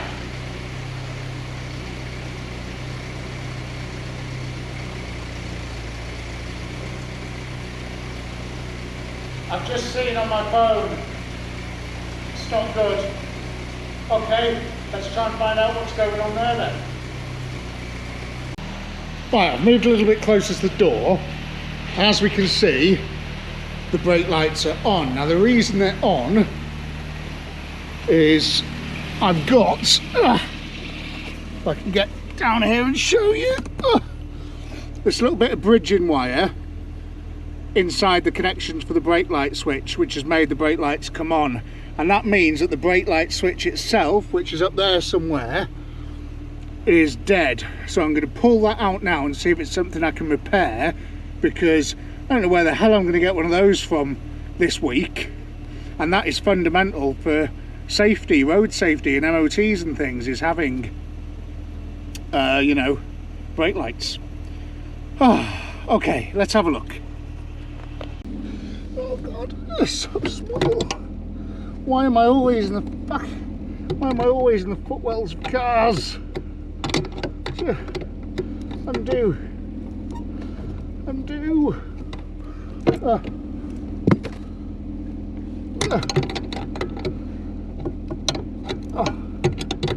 So cold. So small. No room for any activities at all. Right then, lighting wise, there's three issues I can see. One of the fog lights, you know, like side lights on the front don't work, which should just be a bulb, dead easy. The hazards don't work. They're making a weird relay going mad kind of noise. And then this. Now this is a completely sealed unit. This is a brake light switch. The idea is that the pedal just touches on that. just had a look on Google, and they fit quite a few things, those brake light switches, so there's got potential. I'll just phone all the factors and see what happens. So I'm not going to let that stop me, okay? We've got other stuff we could be doing, and if it's only a brake light switch, you know, we could potentially nick one out of the Mercedes, you know, the truck will have a brake light switch, we can MacGyver something, we've got tie wraps, you know, there's all sorts of things we can do. So, do the lights on the front next, you tell me the things and I'll do the beeps. Okay, side lights. Headlights. Main beam. Left and right. Right, what could possibly go wrong here? You know? Front bumper's going to fall off. Okay. Okay, now I had to get a little bit forceful in there because all of the screws were just solid, but this thing wasn't even attached. So maybe that's all. All it needed was just reattaching. That one's much dimmer than this one though, so that is something maybe in a future episode we'll do something about, but for now, no. Screw back in, please. Right then, what about these? This.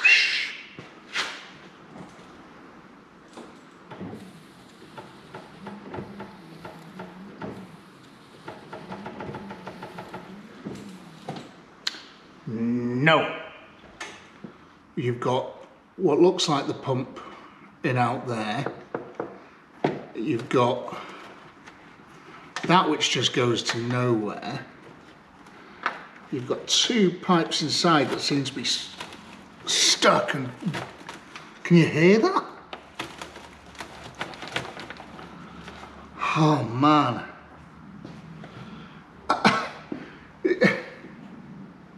Does not look good.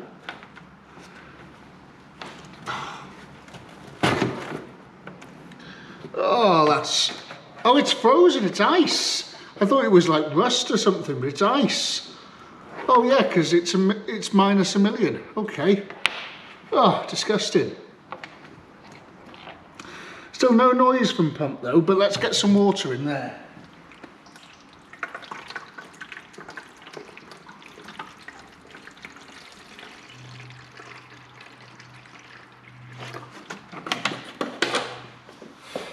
Couple of things. So the this light that was disconnected, it is permanently on, which is why it's disconnected. So it only has to be on for the MOT. You don't have to have the ability to switch it on and off. So if I connect it up and then take it to the MOT, if the battery doesn't go dead, it should pass. Why is it permanently on? It'll be something to do with like the parking circuit. You know, there's a thing that you can do with the lights on some cars where you flick the indicator when you take the ignition out and it leaves like the one front and rear light on. So it's going to be something to do with that, but that sounds like a bit of a mischief. So I'm going to... Hot. Oh. They get very hot. Right, so that's that unplugged for the moment. You know, that's. I don't know what else we can do. Right, this thing is no work. So I just want to make sure that there's power going to it. So I'm going to hook my little multimeter up to these two wires, flick the switch, and see if 12 volts appear. So when you're not doing the switch, there is a tiny little bit of current there, but nothing good, but it kind of shows that there's some electrons doing dances in there. So now let's keep it in the on position somehow. Done that by wedging a Costa cup between the dashboard and the thing. And do we have the volts? Yeah, I don't know if you can see there. Can you see? But we've got 12-ish volts, which is all we need. Great, switch it off. So the list has grown by 100% there. We need to get a washer bottle motor as well. But again, I've got like a kit car one in the truck, so I can always nick that, can't I? But we'll see if we can get one. But that needs to happen before it can pass an MOT. So we've got two things we need to try and find and get hold of. Yeah, easy. All right then, so we're getting dangerously close to calling it a night, but just pop the ignition off. Oh yeah, one thing we haven't tested. Come on. Why are these out the door? Now, do they work? That one's down. Let's try and put it up.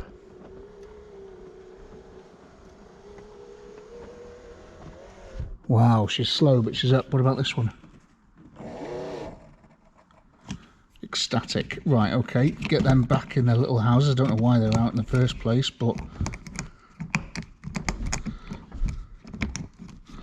Ah, because they just fall out.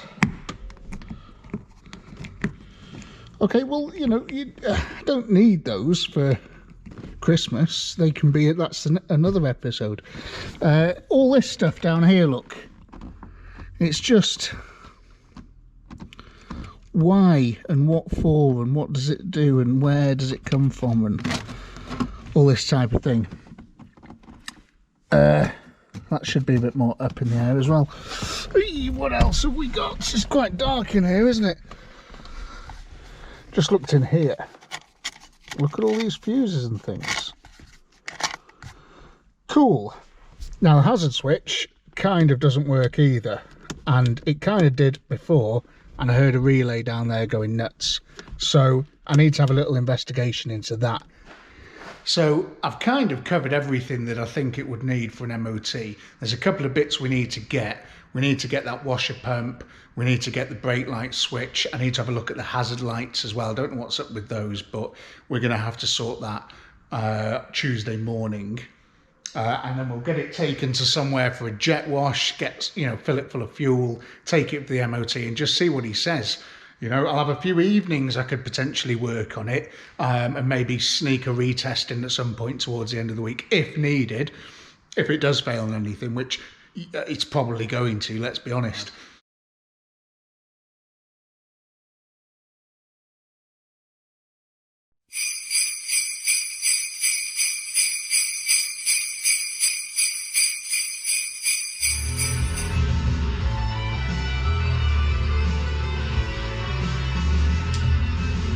I've just thought. Oh. Marley, what? Why don't I connect the passenger side power to the driver's side power for the side light? Hey, as well, and I wonder if Alad's Polo hazard switch would fit on Ventnor.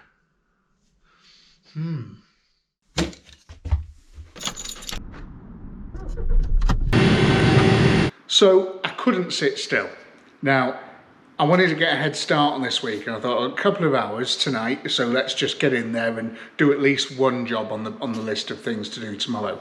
And the good news is from today's phone calls is that the wonderful Jim Barrow have managed to get me not only a brake light switch, but also a proper windscreen washer pump for this car. Dead good.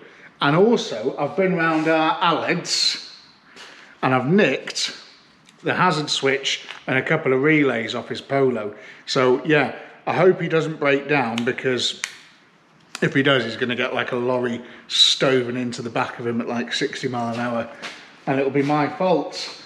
So I thought I'd come down and I'd box off this weird light issue that we're having at the front, where we've got one light that's permanently on and it's very bright and very hot.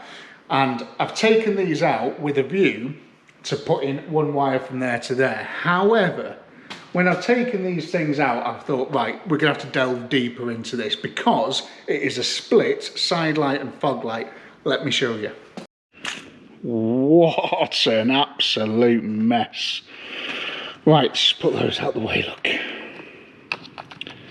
So this is what's going on inside, right? So these are both your lenses, which are in excellent nick, and we'll just give them a little clean up before they go back on.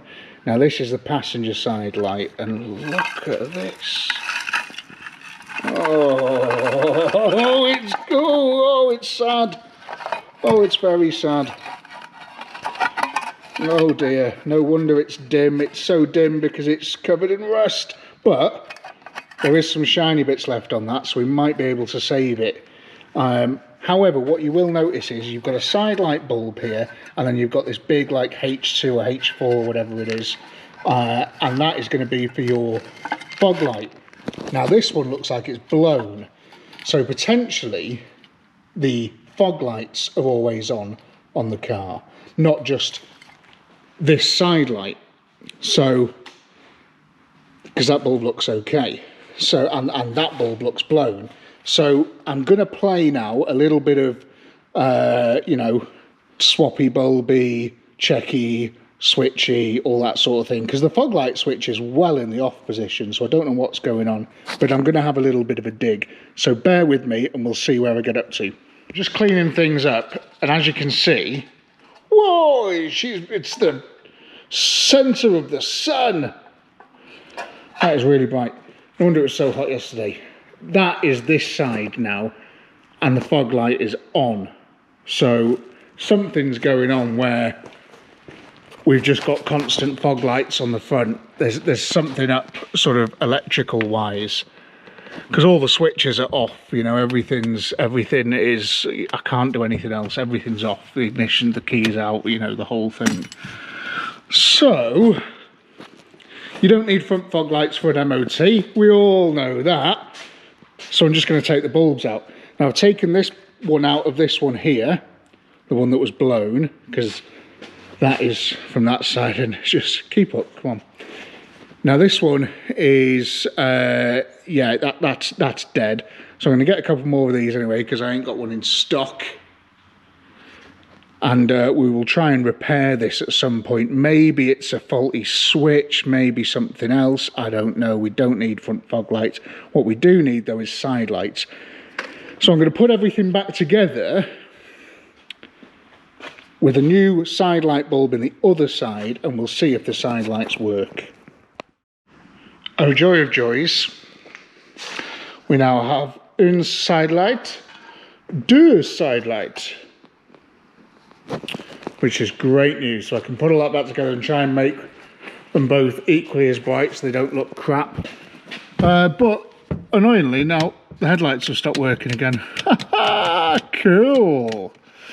I had a load of offcuts of this Dodo mat lying around, so I've just made this like brand new again. So hopefully we'll get some proper shine. Ooh, wait, hang on. Have I done something good? Have I fixed something? Do I get a badge? I mean, look at that, they just look smart, you know, clean and silver and both equal. Happy boy. Okay. Right, let's have a go at these hazards, shall we? Right, so let's have a look at the hazard switch. Only joking. This isn't where the hazard switch would be. This is a brake disc and caliper and pads and all that sort of stuff. And it's locked solid. I don't know why, in a weird, like, sort of tempting fate thing, as I was walking past, I thought, I'll just spin the wheel. And I did, and it was locked solid. Oh, why? I thought it was a little bit hard to push the other day. So I need to do something about it. I'm going to try and free it off now with a bit of old pry bar action, coat it in loads of plus gas, and just, not this bit obviously, just these bits, and then yeah, just sort of hope that something happens overnight. And I hope that it's not like a stuck flexi or something, but the flexis look pretty new, so I can't imagine it'd be something like that. Okay, let's go.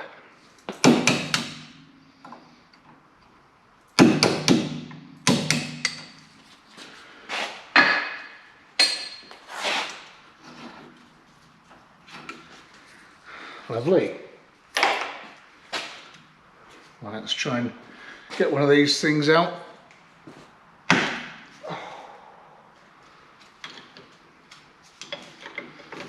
Oh, got you. Okay, now you stubborn old mule. Oh. Right.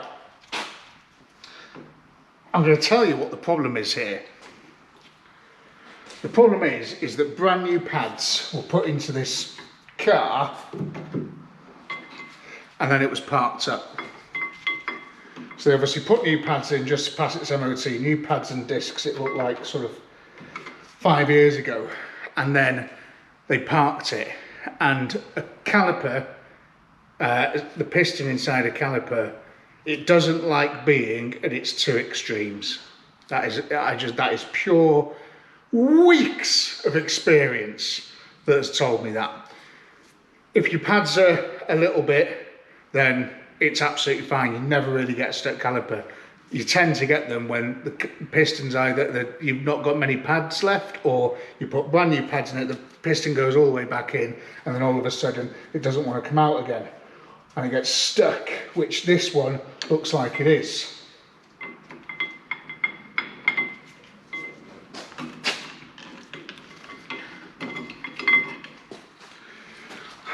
Look how much meat's on these things. They're just too chunky, man. It's just too chunky, man.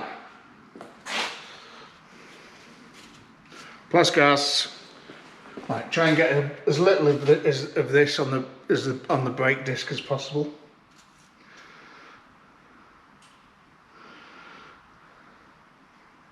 It's quite a big cavity at the back, which I'm just filling here. Interesting. Don't worry about that. It's fine. That's what brake cleaner was invented for. So I'm just going to lightly press on the brakes now and try and pop this caliper out. And if I can, I'm then going to try and push it back in again. And then I'm going to pop it back out again. And then I'm going to push it back in again. And I'm going to keep doing that until it is feeling free. So you don't have to watch this bit if you don't want, because it's going to be very tedious. And I may swear probably 9-10 times, and YouTube will strike me off.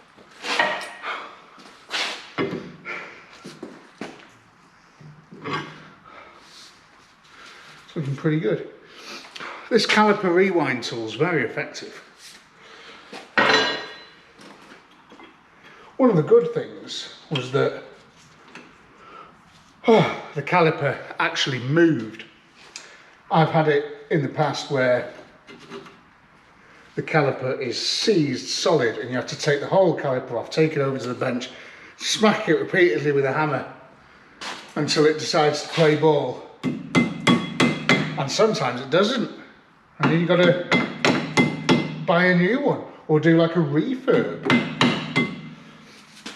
which is got to be very accurate with this here. There you go, now much betterer. Potentially problem solved. Time will tell.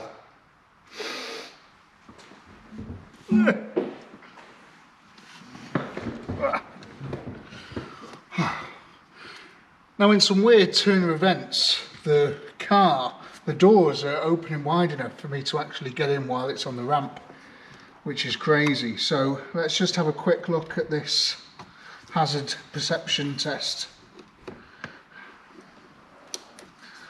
How do you get it out though?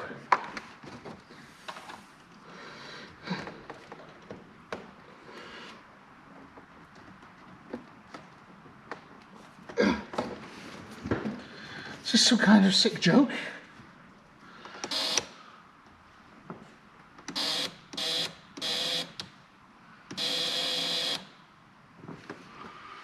Interesting.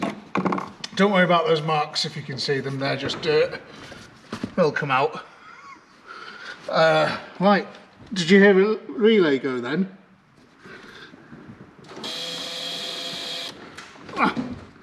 The way to test out what relay it is is to just feel them, and when it's buzzing you can feel which one's moving.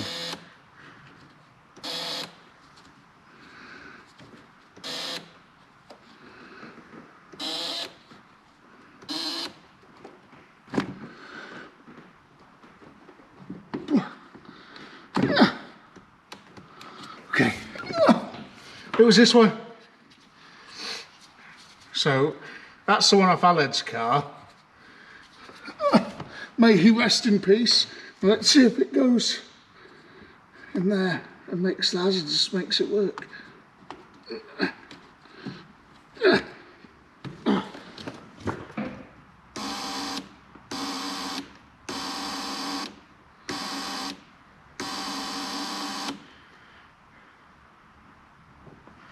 Nicht cool. It's just doing the same thing. Right, so let's compare these two thingamajigs. They look identical, which is exactly what I wanted to see. And there's a little resistor there as well, and I'm wondering if that's what's gone and it's overloading the relay, or I don't know, something like that anyway. So let's plug Aled's one in. God rest his soul.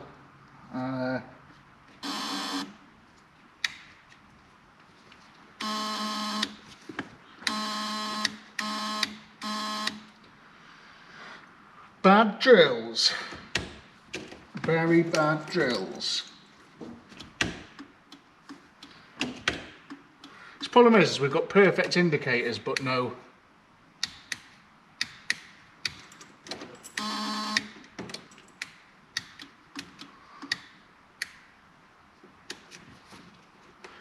hazard switch, no splash captain.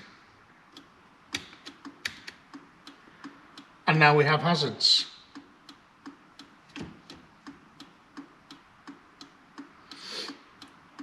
I can see them there.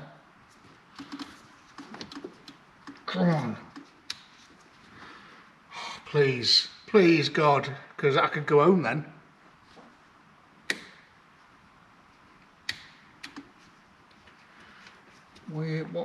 What's the... There's obviously some kind of loose connection, isn't there? We now have hazard lights. I can see in the reflections of various beer bottles lying around that the indicators are working. I'm just going to go for a quick visual though. Okay, nobody touch anything.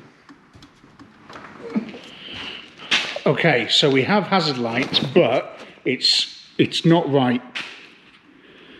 It's not right. There is something up with the wire in there. All sorts of things are happening when I do indicators and switch ignition on and off and all sorts of things. So I kind of know we've got the stuff to fix it. I would prefer to be doing this in daylight outside where I can get quick, easy access, because it's a bit of a pain trying to squeeze through there to move it every 2 seconds. So we will reconvene tomorrow. It's day 2, it's daylight, get hyped. It's been cold overnight. Shall we see if it starts? Rightio then. Let's just slide into the cockpit. Oh, it's a bit of a nightmare in here, isn't it? Will she go?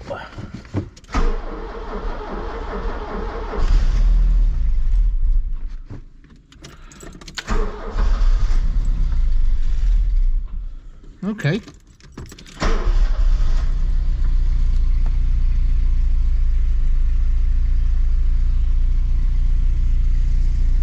Things are looking up.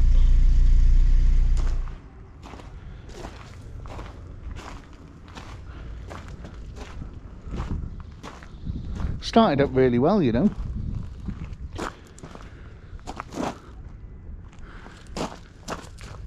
How good does that fog light look? You know, with a bit of silver stuff in it. Really good. Right.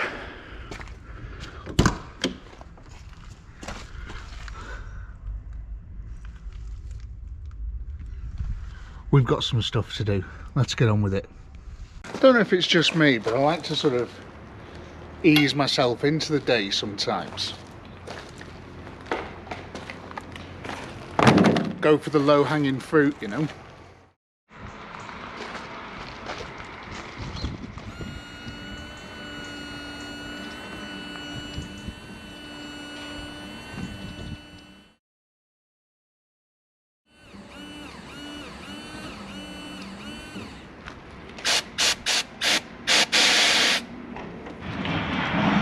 This is one of those jobs that has now developed into something so much harder than it should have been.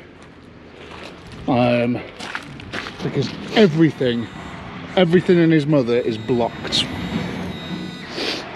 Okay, it's embarrassing how long I was messing about with that. And this is what we've ended up with. The truck has donated its liver and we are using it to pump water onto the windscreen. Lovely.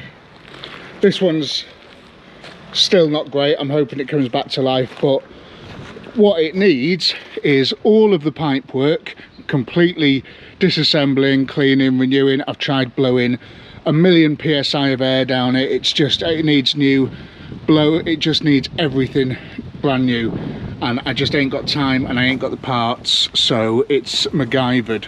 We have done a dreamy thing, and that's not going anywhere. It's going to get us home, you know, it's going to get us through an MOT. And then what we'll do is, on a nice, warm, sunny, easy day, is we'll just renew everything. And unfortunately, I am having to use that because I blew the new pump up trying to get water through what was a very stuck, clogged system. So there you go. Things always work out with cars, don't they? It's easy. This is why everybody does it. What's next? If a battery does this, it's not going to pass an MOT, so I'm going to show you a very quick, easy fix for this now. And it clamps onto itself there, and then the battery is now not going anywhere. Pass. You know, what do you want to do? Do you want to watch one of these YouTubers that have all the gear, you know, all the tools, all the time in the world, and you know, they're not in a rush, and you know, it's not Christmas in a couple of days, and you know, they can just, you know, put this in the go, oh, I'll take the McLaren, you know. It's not like that. It's real life. It's gritty. This is gritty, real life. What's next? Brake light switch. So this is obviously going to be very straightforward, and it's not going to give me any problems whatsoever, and I'll have it done in 60 seconds. Oh yeah, and if you're wondering about how that brake's doing and whether or not it's locked on, well, so am I.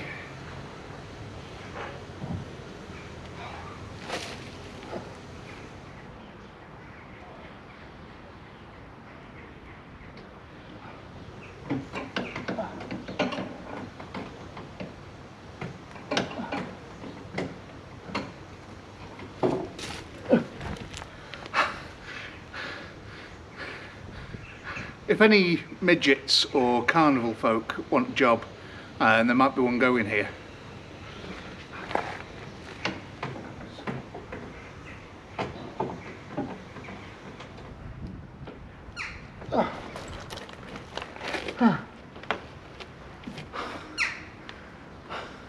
All I want from you now is good news.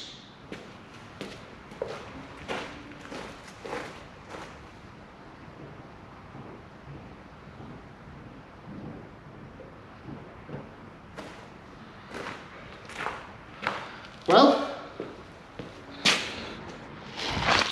okay, well, I've still got the hazard lights and stuff to do on that side, but because we're sort of finished over here now, I thought I would just get the hoover out and just sort of give it a bit of a tidy up and sort this thing out here, which I don't know what I'm going to do with yet, but it's probably going to involve a tie wrap. Yeah, that's quite nice, isn't it? You know, it's come up okay. That's just going to have to do for now. But yeah, it's perfectly drivable and usable, isn't it?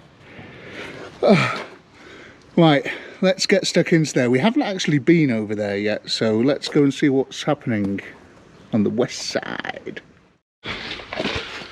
Right then, so what do we know? These are in hand, so we'll pop all those down there. Hazard light switches out there, and we know we've got potentially a little wiring fault there. And then down here we've got all sorts of happenings. And as well, we've got no top to this, so that's going to get its head kicked in at some point by someone, isn't it? So we'll have to do something about that. Right, first of all, let's get this stuff out of the way. So what have we got here? We've got Porsche 924 driver's manual. Bloody hell, it's going to be worth £1,000. What about this? Proper service book. Do you reckon that's the original one? Maybe. Some old stuff. MOT's. Pirelli tyre things. Hasn't had Pirellis in about 30 years. Horse Club. Definitely something I won't be joining. Porsche Club. 924 Turbo. Jealous. Right, okay, so Fenster Haber. Interesting. 1, 2, 3, 4, 5 pin.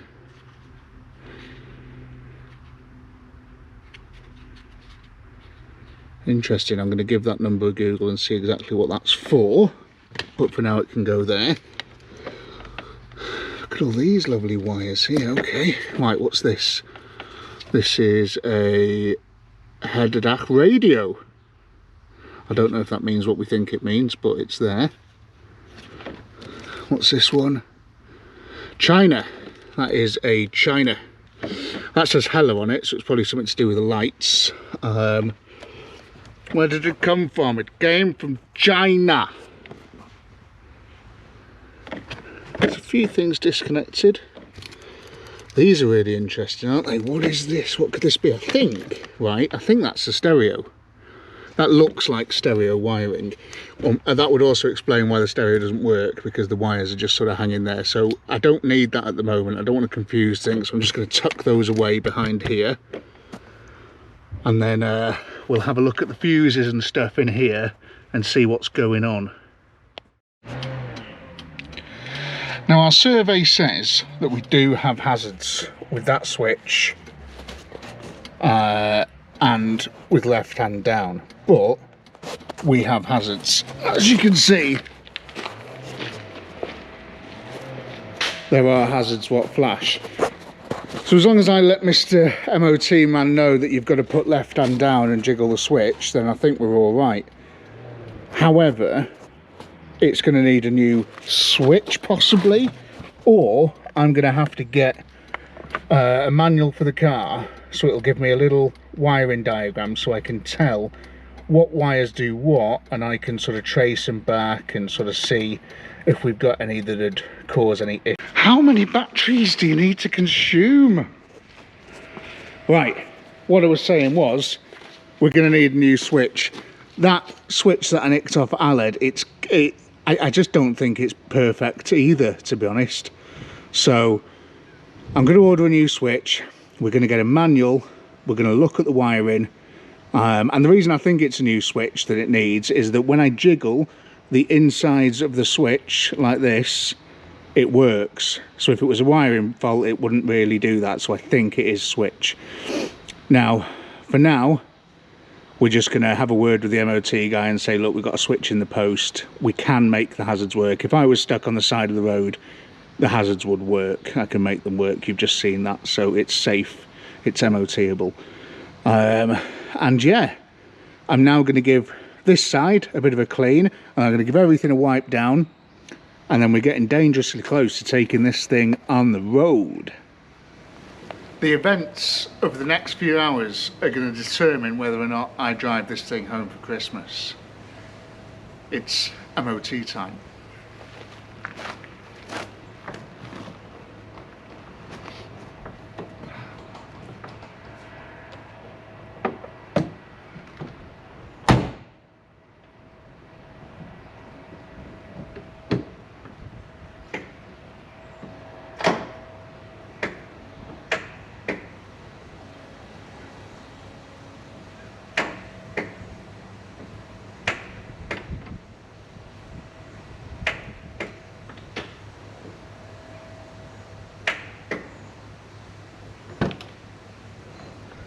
It's a good start, wasn't it?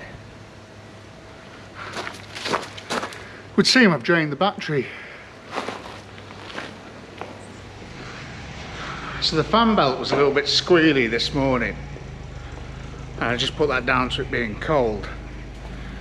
But obviously the battery down, I thought, you know, I looked at the voltmeter inside and I thought, you know, I should be getting more like 13.5, 14 volts. So I'm just going to check it now and see how many volts we do have, you know. Got to use these like chopsticks here. Yeah.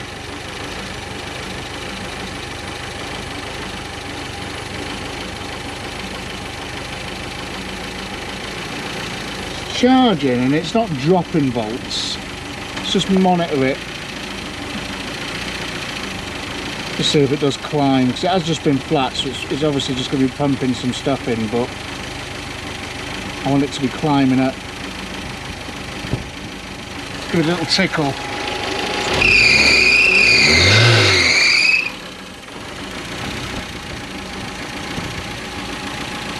Concerned the alternate might be on its last legs.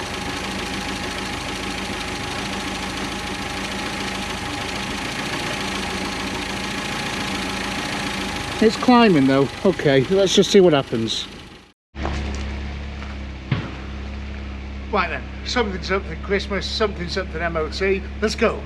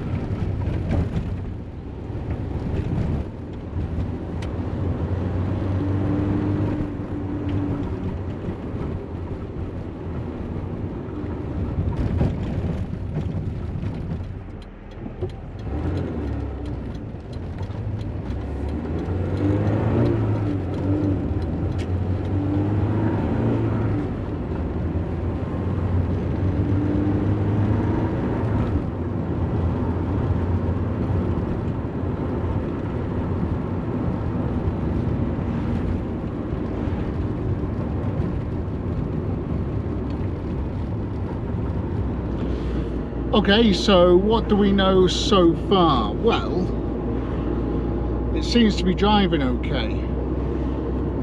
One of the sides of the boot has popped open again, which is annoying, which means I've got to have another go at adjusting that. When I went over a big bump, it just went boop. But yeah, we're cruising, you know, it seems all right. Tracking's a little bit out, but not too bad. Just the steering wheel off a touch. Seems to have a bit of, you know, plenty of power. Seems to be running really well, you know, engine-wise. Temperature's good. Voltage, I mean, it's showing sort of 13 and rising, so we'll just sort of see what happens there. I don't think a new alternator would hurt, though. What else? I mean, that's it really. It's just, you know, it's an old Porsche, isn't it? It's very comfortable, really nice driving position. You know, really sort of nice cockpit. You're sat in it, you know, it's decent, it's good, I like it. But yeah, I'm nervous now. I mean, you just get nervous before an MOT, because there's a few things, obviously, when you see me looking over the car for the MOT, that I don't test, I don't look at, I don't really do anything with, because I've learned over the years that what I think, come back please, what I think is going to pass or fail is not necessarily what the MOT thinks is going to pass or fail. For example, like bearings, so you spin a wheel, make saying, oh, you just don't know. My version of events is potentially very different to the MOT testers. And also bushes. Stop moving. A lot of the bushes are sort of yeah, so many that I've actually done have just been like, yeah, it's kind of okay, but Obviously the MOT is a lot more experienced than me. They've got all the right pry bars, they know the tolerances, and also they do a million MOTs, so they know the how things should be, and all that sort of stuff. So it's not really any point second guessing stuff. You might as well just send it down and see if it fails and anything. Now we're on Tuesday, Christmas is Sunday. I'm hoping it comes back with a pass today, but if it doesn't, then we're going to have to sort of look at what it's failed on and whether or not I can get it done in time. For example, if it needs all sorts of bottom arms and, you know, anything that, you know, wheel bearings and stuff like that, I'm not going to have time to get the parts, and I'm not going to have time to fit them. My other occupation is calling me. I should be there today, but I'm not. So yeah, it's fingers crossed time, you know, fingers crossed time.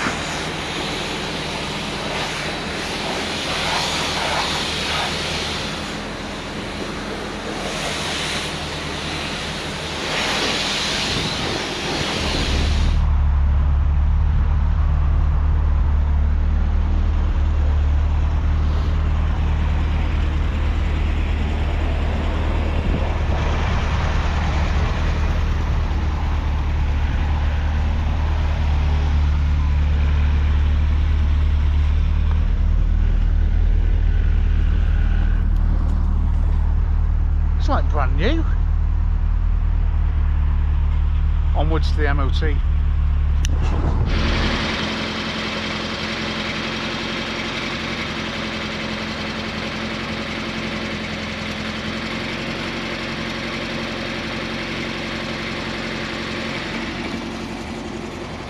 Just found somewhere quiet to pull over. Weirdly, I got lost on the way to the MOT place. I'll have to look out for that in the future. It's not good. A couple of things. The alternator's on its last legs, but you know, I think it's doing enough to keep us running. But the main issue we've got is that brake is locked on, and I spent a while on it last night, you know, moving it, and it is free, but it's just getting stuck because it's right at the extremities. I mean, I wish I had a set of old brake pads, you know, that had sort of half the wear on them, or I could take that amount of meat off of those brake pads. It's difficult, really, because yeah, it's just like that, and it's gonna fail. If that's binding like that, it's gonna fail, and I've got no time to get a caliper or get a rebuild kit and fit it. Anyway, I think the best course of action is to drop it off at the MOT place. Let that brake sort of cool down overnight and see if they can test it for me in the morning. Everything else seems brilliant. It seems to be working really well. You know, it's a nice thing. Bit of a shame about this caliper. But yeah, I'm going to take it there now and have a chat with them and see what they say, see if they can do it for me in the morning.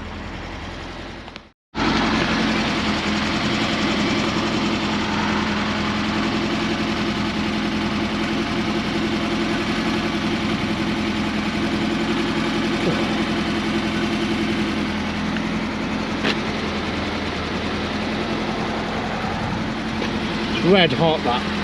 There's also a little bit of black stuff coming out there, and I think that's all the dirt and the oil and stuff that I was putting in there yesterday, I hope. But what's interesting is how stuck is it, right? So usually with a stuck brake caliper you're pretty buggered, right? But look, if I pull it back,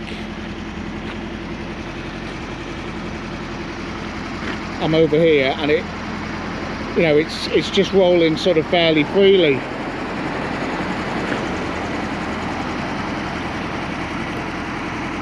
I don't know. See what the MOT man says. So, a couple of things. Got to the MOT place, and to be honest, I was a bit late. Left it a bit late. Did as much as I could this morning, and it just pushed me over. So I'm unable to test me. All the slots for the day gone, like, so they can't do a test on the car. Now, I couldn't leave it there until tomorrow because the place was packed, rammed, and I can't get there tomorrow to bring it in.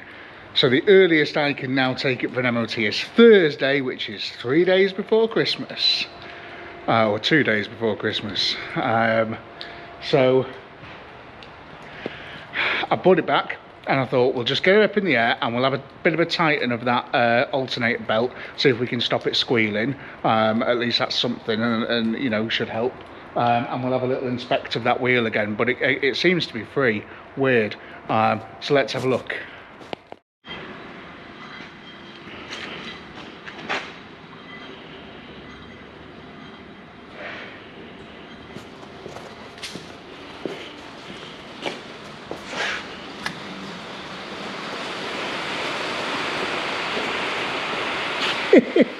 I mean, if anything, that's now 2 free. But weird that, isn't it? All that stuff that you saw spraying out the wheel, all leaking out, all the black stuff, it's all the grease from inside here. So I thought while I was in there, I'd just pop that off, put a nice nubbin of grease in there, and just squish it back on. And then squish it back on even harder with one of these. So yeah, I mean, we'll just sort of see what happens with that. Nice.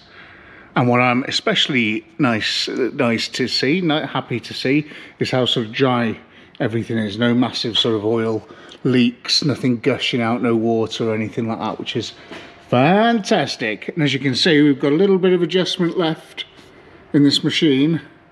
So I'm just gonna do these 2 nuts, pull it out a tiny bit, and then tighten the nuts back up, and fingers crossed that'll stop it squealing and hopefully give us a few more miles out of that alternator before I've got to get it rebuilt or get a new one. Okay.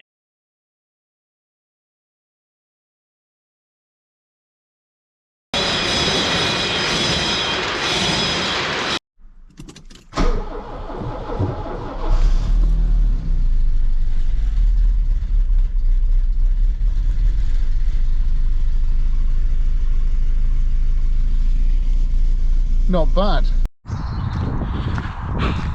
It's a cold morning to be walking. Just been dropped for its MOT. Exciting times. Will it pass? We don't know. Time will tell. And if you just go and make yourself a cup of tea, by the time you get back, you'll know.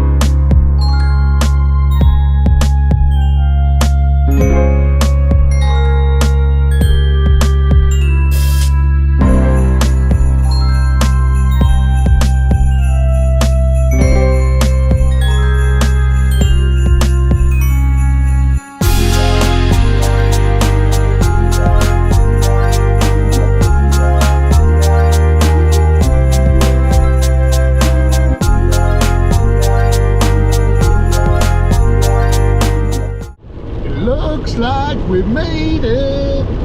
Look how far we've come now, baby. It would seem she's passed her MOT. Come on! Oh, hands on the wheel. What a result, eh? Flew through with an advisory for the sticky brake, which you'll be pleased to know I've done a few miles since and it's cleared up. It's no longer binding, which is great. So yeah, we're on the A55 heading home for Christmas in the 924. I couldn't be happier. And it is driving like a dream, man. We're doing some, you know, decent miles per hour in the outside lane, and it's just overtaking everything, just flying down, just beautiful. Feels very solid on the road. I like it a lot. And because I like it a lot, I have decided I'm going to hold on to this car for a bit. This is going to be a mainstay of the workshop, I think, which is exciting. And you're going to see a lot more videos on it. There's a few things that need work. You've got the sunroof, which is kind of always open. It feels a little bit squirrely down on the road. It doesn't feel like 100% perfect. So I want to take it to a mate of mine in a garage called Tuned in Wrexham, and he did the four-wheel alignment on my Amiga that I had, and the Amigas are notoriously difficult to align properly because the bottom arms are made of cheese, so they just never take to it. But he's got all the gear there, the gear I wish I had, you know, tens of thousands of pounds worth of laser alignment equipment, which would be amazing to own. You know, that's garage goals for me, because tracking and wheel alignment it's a stickler. I like a car with perfect alignment if I'm going to enjoy it, you know, and potentially if I'm going to take it to the Nürburgring, which could be a video in this car in the spring, which would be super exciting. I would like that a lot. So yeah, what else can I tell you? We've still got a few electric gremlins to sort out. You know, there's still a few bits to box off. We've got, you know, just odds and ends really, nothing too crazy. A couple of interior bits that I might ask Ben if he'll retrim from Ben's trim shop, steering wheel, gear stick, gear gator, that sort of thing. And yeah, well, you know, just sort of go through it slowly, you know, little jobs at a time, and just get it to where it's perfect, you know, and that'll be good. But engine wise, gearbox wise, clutch wise, brakes wise, everything all superb. One thing I might do if I do end up taking it to the Nürburgring is having a look for a bigger brake upgrade, you know, something that's a bit more meaty, that we can stick on the front, maybe with a 944 or even a 928, something like that, if they'll fit. But yeah, we'll have a little look into that. If you're a Porsche fanatic and you know what would fit on the front of this, let me know, and I'll look into it, you know.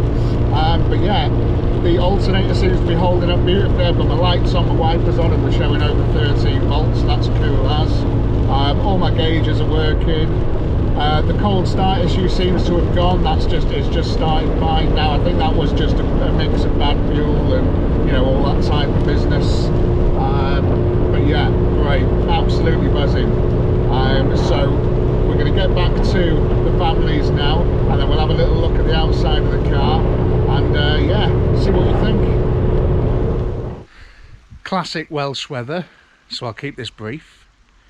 Thanks very much for watching, and I hope you've enjoyed this little mini series, mini resurrection on this incredibly beautiful Porsche 924, and it's been a great sort of ending to the year, I think. And yeah, I'll be back soon with some videos. One video next on a little recap of 2022 and sort of answering some of your questions and comments and things, and also what's going to come up in 2023, what I've got planned for that. So if you've got anything else you want to know or any questions or anything, just put them in the comments and I'll get around to viewing those as well. But I hope your Christmas Day, Boxing Day, everything goes incredibly well. And yeah, really thanks for watching. I'm going to go and do some family stuff now, do some presents and some food. Great, see you next time.